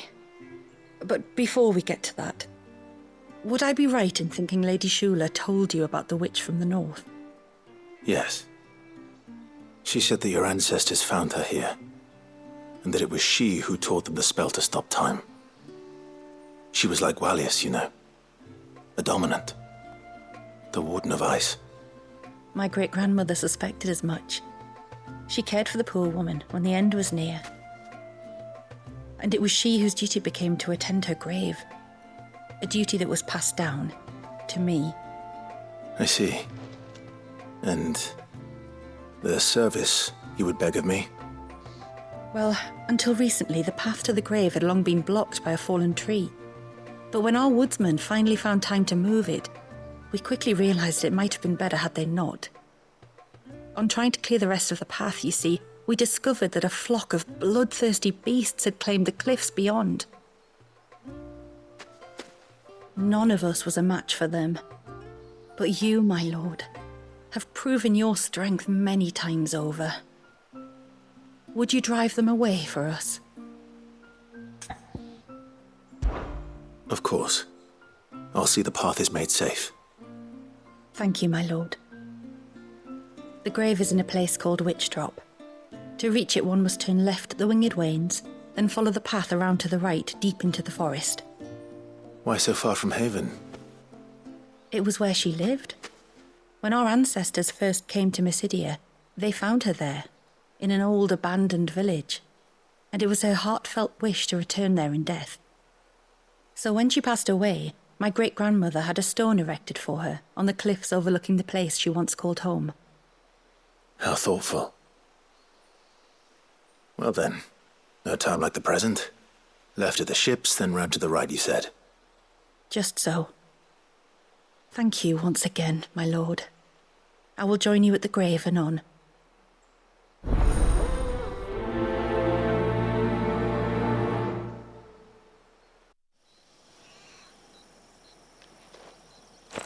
Looks like that's the last of them. Now, where's the grave?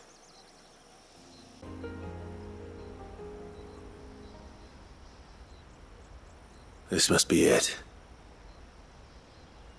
My lord, thank you for making the path safe again. Ise. Was that her name? Yes. Hardly the most fitting tribute for a dominant, is it? A rough-hewn stone with naught but a given name engraved on it. But my ancestors had only been here a matter of weeks when she passed.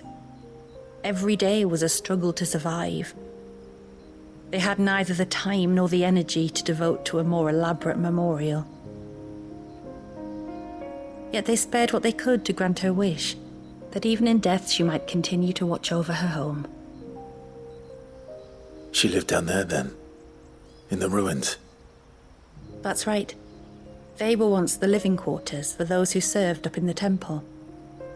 When the Northern Thanes sent her here to weave her spell, this was where she and her retinue stayed. There were priests, handmaidens, and a knight sworn to shield her from harm. Of course, they were all gone by the time my ancestors arrived, fled or dead in the Western Wars. All except Isay, who remained till the end. Alone. Indeed. At least, that is the story as it's been handed down in Haven. But there is an epilogue to the tale. One known only to Lady Shula and myself. Some years after Isay's passing, you see, my grandmother came here to tend the grave and found a stranger kneeling before it. A knight, dressed head to toe in plate. She asked of him who he was and whence he had come, but received no answer.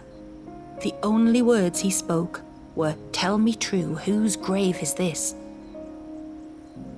So she told him of how her people had met and cared for Isay, and how she had died. His only reaction was to stare up at the air of hours in silence. Then he left, never to be seen again. You said he was wearing plate. Was it black and gold? Do you know something of him? When we went up to the Air of Hours to unravel the spell, we were set upon by a shade in the shape of a knight in full plate. It manifested in front of the Vare, and in its ether, I felt Shiva, the witch. You think this may have been the same man my great-grandmother met? Isay's knight? I don't know. Maybe. All I can say for sure is it was intent on protecting her creation. Or perhaps her spirit? What remained of her ether, preserved in the Vare? Perhaps his spirit too became enravelled in her spell, frozen in an eternal vigil. Till we ended it. If the shade you fought was Isay's knight, then ending it was the greatest gift you could have given him. Now he can return to the sea, to be with his lady once more. And if his spirit should ever return here to visit her grave, I shall ask his name, that I might carve it in the stone next to hers. That they might be together. Once and for all.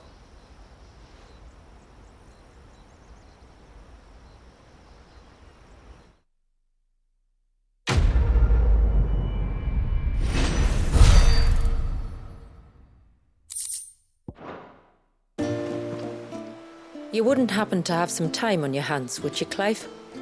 Only I was wondering if you might help me with something else. Don't tell me. Another unruly dominant. Not quite, but a dangerous foe nonetheless. It promises to be quite a hunt. Care to join me?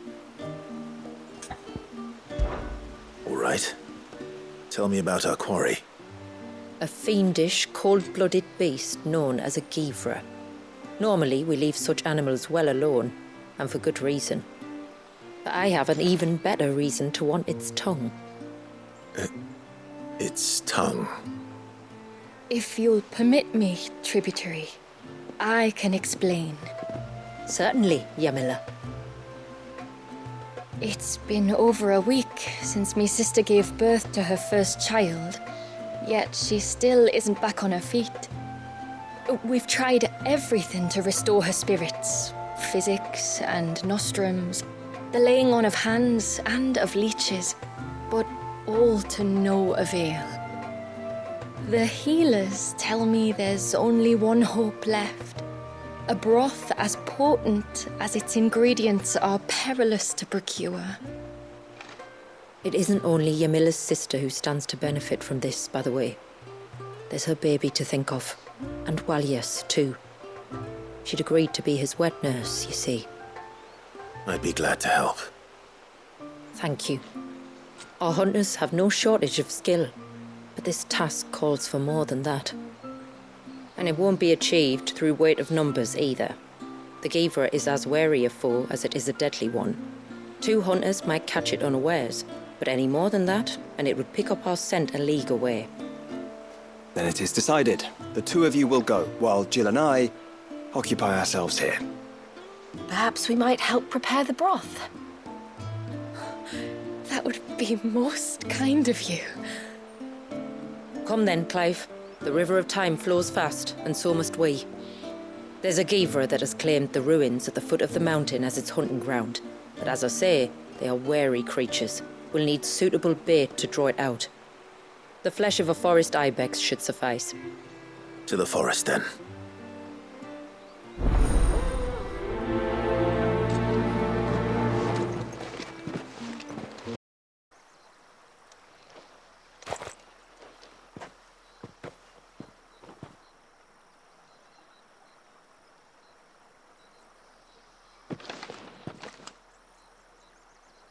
Return to the sea, and to the clouds rise again.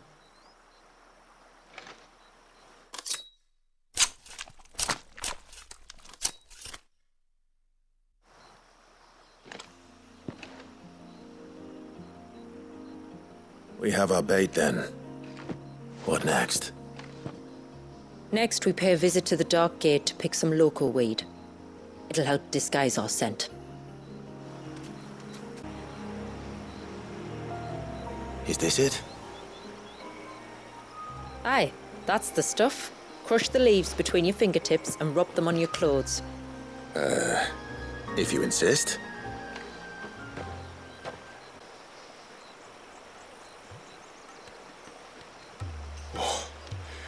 You could have warned me about the smell.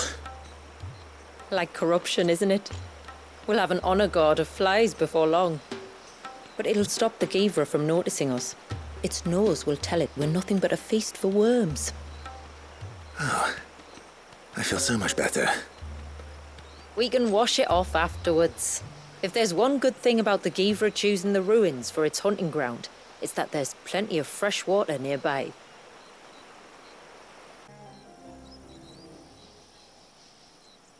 Marking its territory.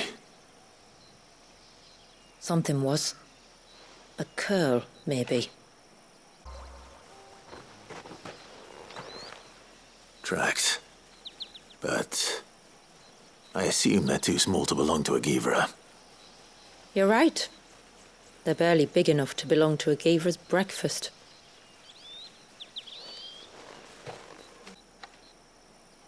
A fresh kill. But not a Givra's. The wounds are too clean, too small.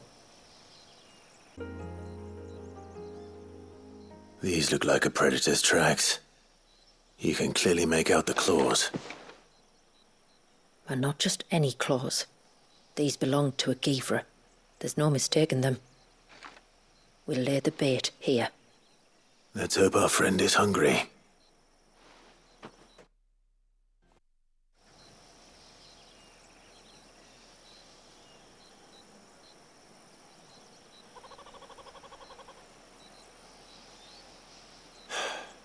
Still no sign. Patience, Clive. Hunting's not something you can rush. Have you stalked these beasts before?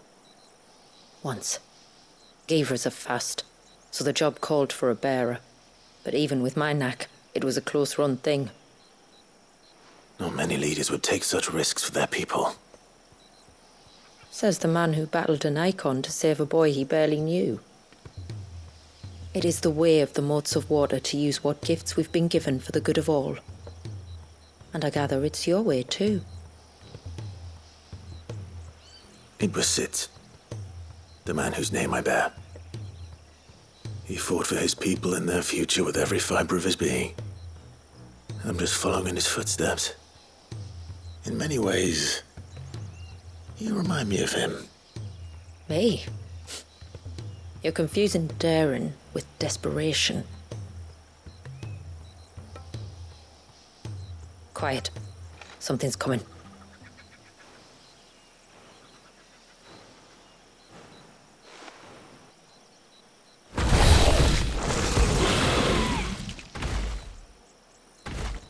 Our guest has finally arrived. Shall we greet him? It'd be rude not to.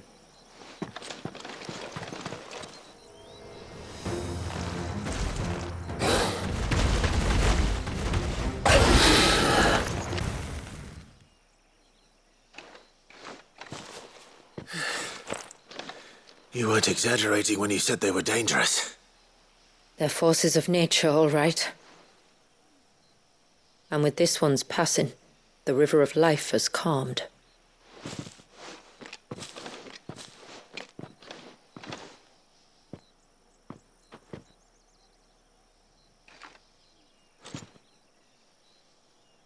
O roaring torrent, son of storms, may your spirit run free in the open ocean.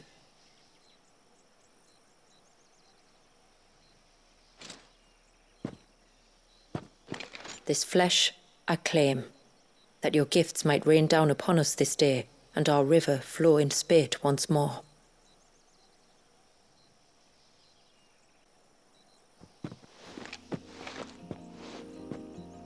Well then, let's return to the village. We must get this tongue to Yamila before it spoils. Tributary, my lord. Did all proceed as planned? It did. Here. One Geaver tongue, as promised.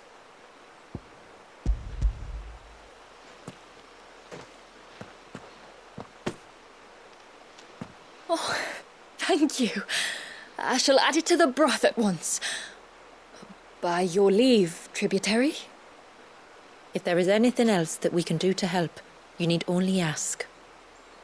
No, no. You've already done more for my family than I can ever repay.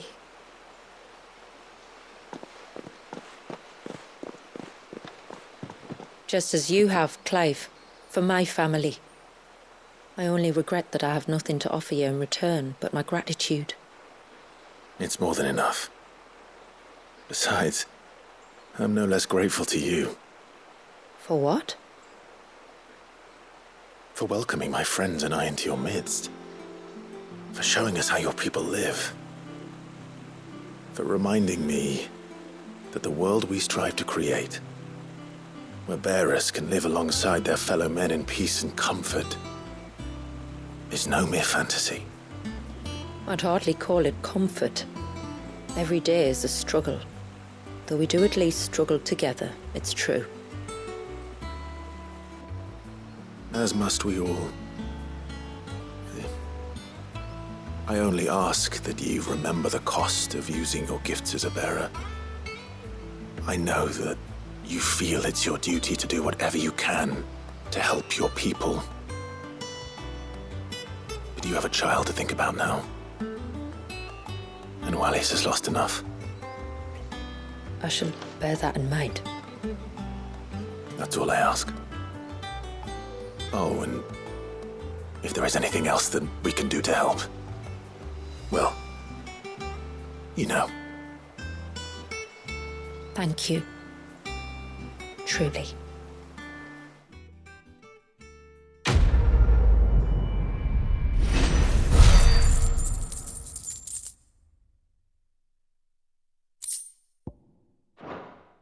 Summon another. No, it has to be him. What has to be who? If you, don't mind my asking. It's not your asking, I mind. It's my explaining. but I don't see any other way around it. You see, when a baby is born here, we hold a ceremony to welcome them. The rite of immersion, we call it. But I don't know whether Walius was ever afforded that courtesy. What is abundantly clear, though, is that my ancestors never welcomed him as one of us. And I want to change that. The problem is, the ceremony requires 3 ministrators, the baby's parents and a witness. As tributary, the role of witness would normally fall to me, but being Walius's closest living relative, I must play the role of mother. So you want me to serve as witness in your stead? That's right. A witness must be a trusty guardian, ready to steer the child through the stormy waters of life and on to tranquility. Which is why I thought of you. It would be my honor. Thank you, Clive. So, if you will serve as mother and I as witness, who will take on the father's role? I have a younger brother. He should be making ready for the rite as we speak, though whether he is or not. Let me introduce you. Please do. If he's anything like his sister, I'm sure we'll get on famously. I'll bid him come to the Witten Hall. Will you wait for us there? Gladly.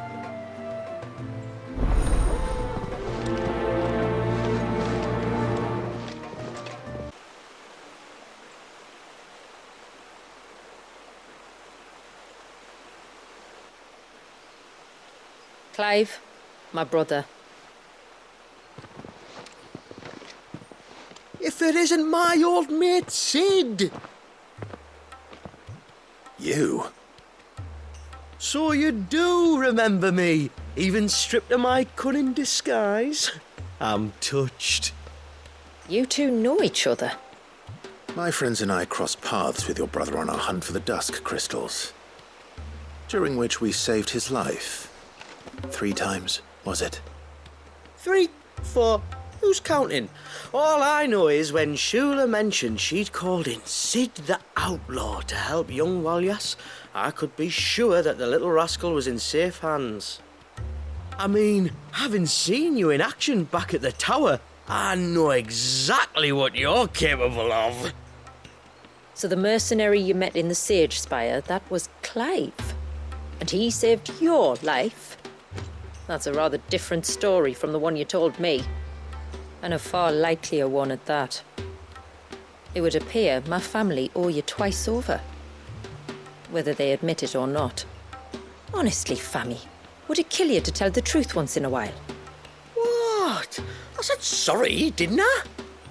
How about we save the, recriminations until after the ceremony, eh?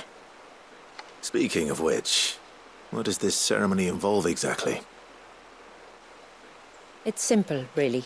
We each say a short prayer and anoint the child's head with holy water. Nothing too onerous, then? Not about the rite itself, no. But it does call for some preparation. One of the witness's responsibilities is to collect the holy water, you see. 3 phials for the 3 ministrators, each taken from a particular place.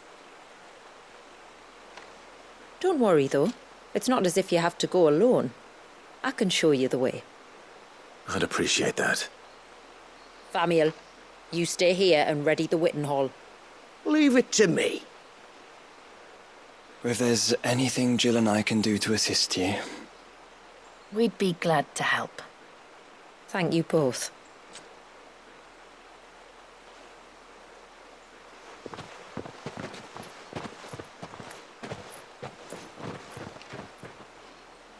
All right then, let's get started, shall we? There are 3 types of holy water that we must collect. The water of the mountain, of the river, and of the sea. We take the water of the mountain from the spring atop Maiden's March. The water of the river from the course that flows through the ruins of Riversmeet. And the water of the sea from the shallows of Tailwind Bay. Here are the phials we'll be using in the ceremony.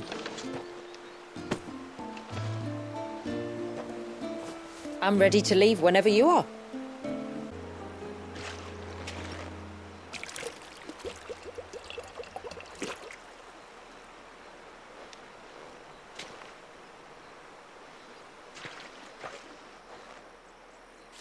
The water of the river represents life.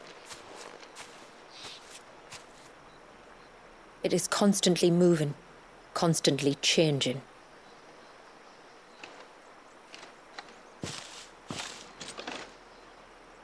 And though its course may twist and turn or branch into 1,000 separate streams, it always flows in the same direction, from source to sea, beginning to end. Like time. What of Wallius then? When your ancestors froze him, did they remove him from the River of Life? They did. Like an ice-bound pool that didn't thaw for 80 summers. But now he's free to flow again, to live. And you and I shall flow with him, for we are all but drops of water in the great river of life. I find that thought oddly reassuring. Go on. A drop of water might seem insignificant on its own, but as a part of a torrent, it can cleave a path through the hardest rock. It makes me believe we humans might just stand a chance. I believe we might.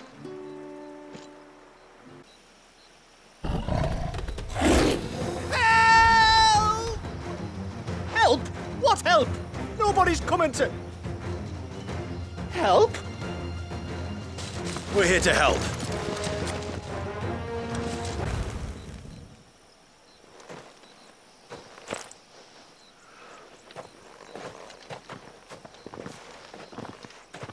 Is anyone hurt?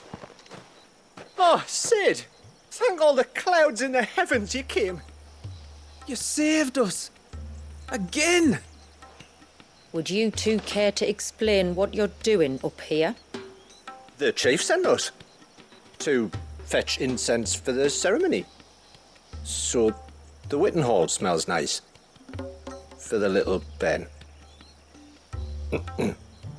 You mean to tell me you braved this den of deadly beasts for some tree sap? You don't have to do everything he says, you know. Or if you must, at least have the good sense to ask one of our hunters to accompany you. We're sorry. It's fine. Just go back to the village before you get yourselves into any more trouble. Right you are. Oh, and thanks and that.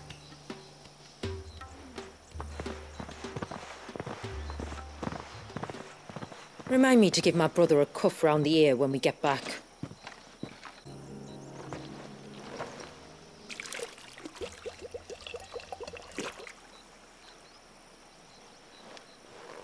The rain that falls on the mountain emerges here, in these springs. The source of the river. The source of life. Precisely.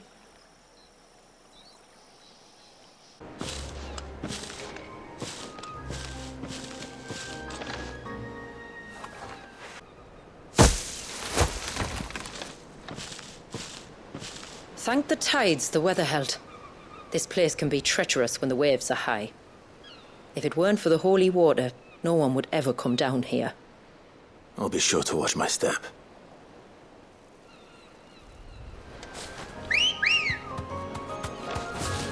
Let's go. Faster! Water flows to the sea, then rises into the clouds. Just like life, the end is not the end, only a new beginning. My ancestors chose this place because it was where the first boat landed. And it's a good thing they didn't land closer to the surge. Quite.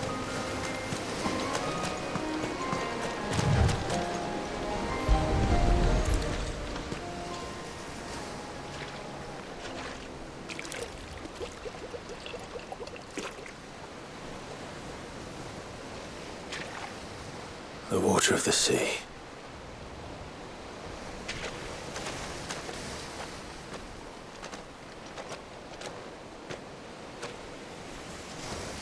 I still can't help but be awed by it.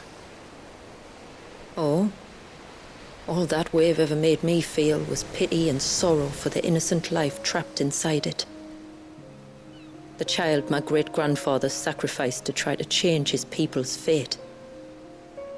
It was wrong, an unforgivable sin. But I often wonder, will my descendants ever forgive me for what I have done? As tributary, I've faced many difficult choices.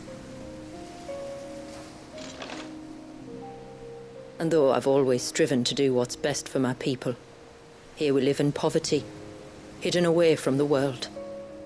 So have my choices denied them a better life, just as my ancestors denied Walyas his? No. You would not forcibly sacrifice one of your people to save the others. You do the best you can for all of them, as do I. We share in their woes, just as we share in their joys. And the most we can do is try to bring them more of the latter. Aye, you're right. And try I shall, to bring all of my people a better tomorrow. Walyas included. Then I wish you luck. If my time with the boy is any indication, he's going to be quite a handful.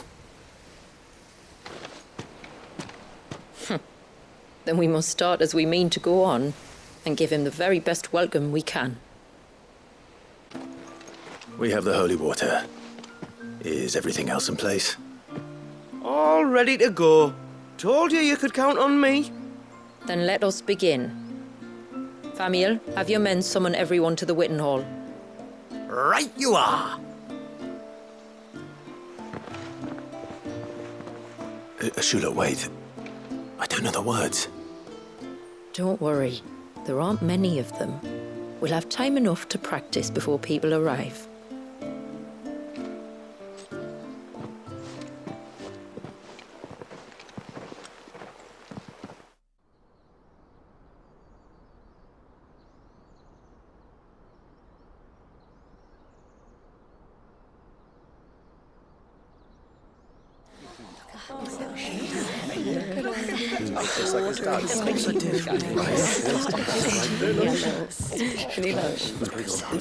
My friends, we are gathered here today to welcome this child into our community by the rite of immersion, as has been our custom since the first reign. As tributary, I would normally perform the rite with the child's parents, but Walyas's mother and father returned to the sea long ago. So I and my brother Famiel shall serve as his family, while the one who returned him to us shall bear witness in my stead. Clive, if you would step forward.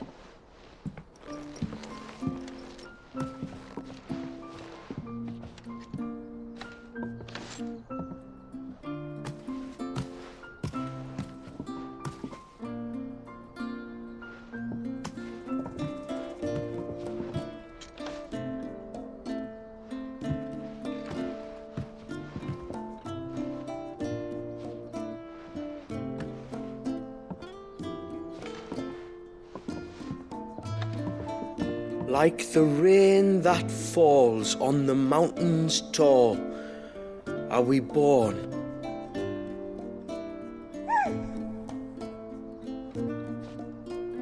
Like the river that flows through the valleys below, do we live.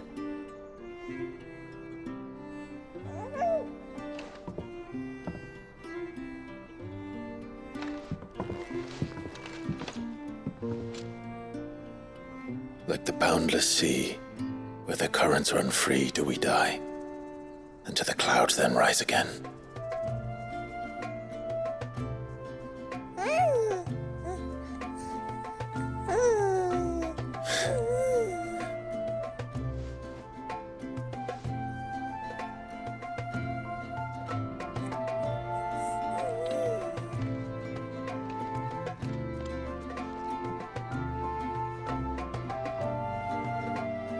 The circle of water is the circle of life.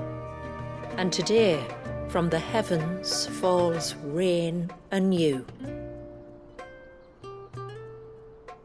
This child, Walius, now joins our stream, and he shall flow with us from the mountains to the sea.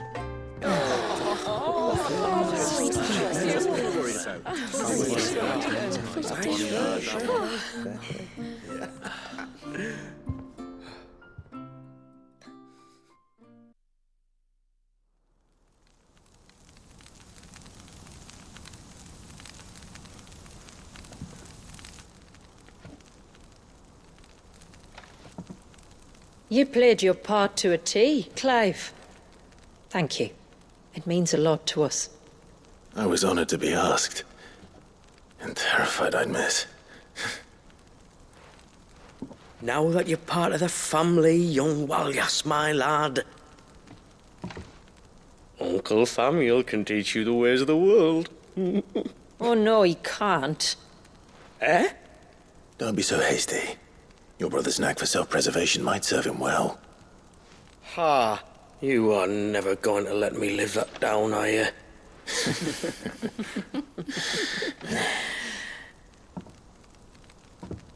I'm gonna raise Walius as if he were my own. Teach him everything I know about life, our people, and our past. But with all the mother crystals gone, he will grow up in a world without comforts. One where we only have ourselves and each other to rely on. I'd say your people are better prepared than most to survive in such a world, Shula. To thrive, indeed, under your guidance. Only if nature continues to smile on us. If we were to lose her gifts, we'd be left with nothing at all. Yes. But it needn't come to that. Not if we can stop the spread of the blight. So long as we can save a single patch of soil, we can plant the seeds for a new world. One where we can all be free. Perhaps then we might finally be able to step out from behind our curtain, eh? Till that day comes, I wish you good tide. Thank you. We should be on our way. Well, you be careful out there. Aye, you steer clear of trouble now. Likewise.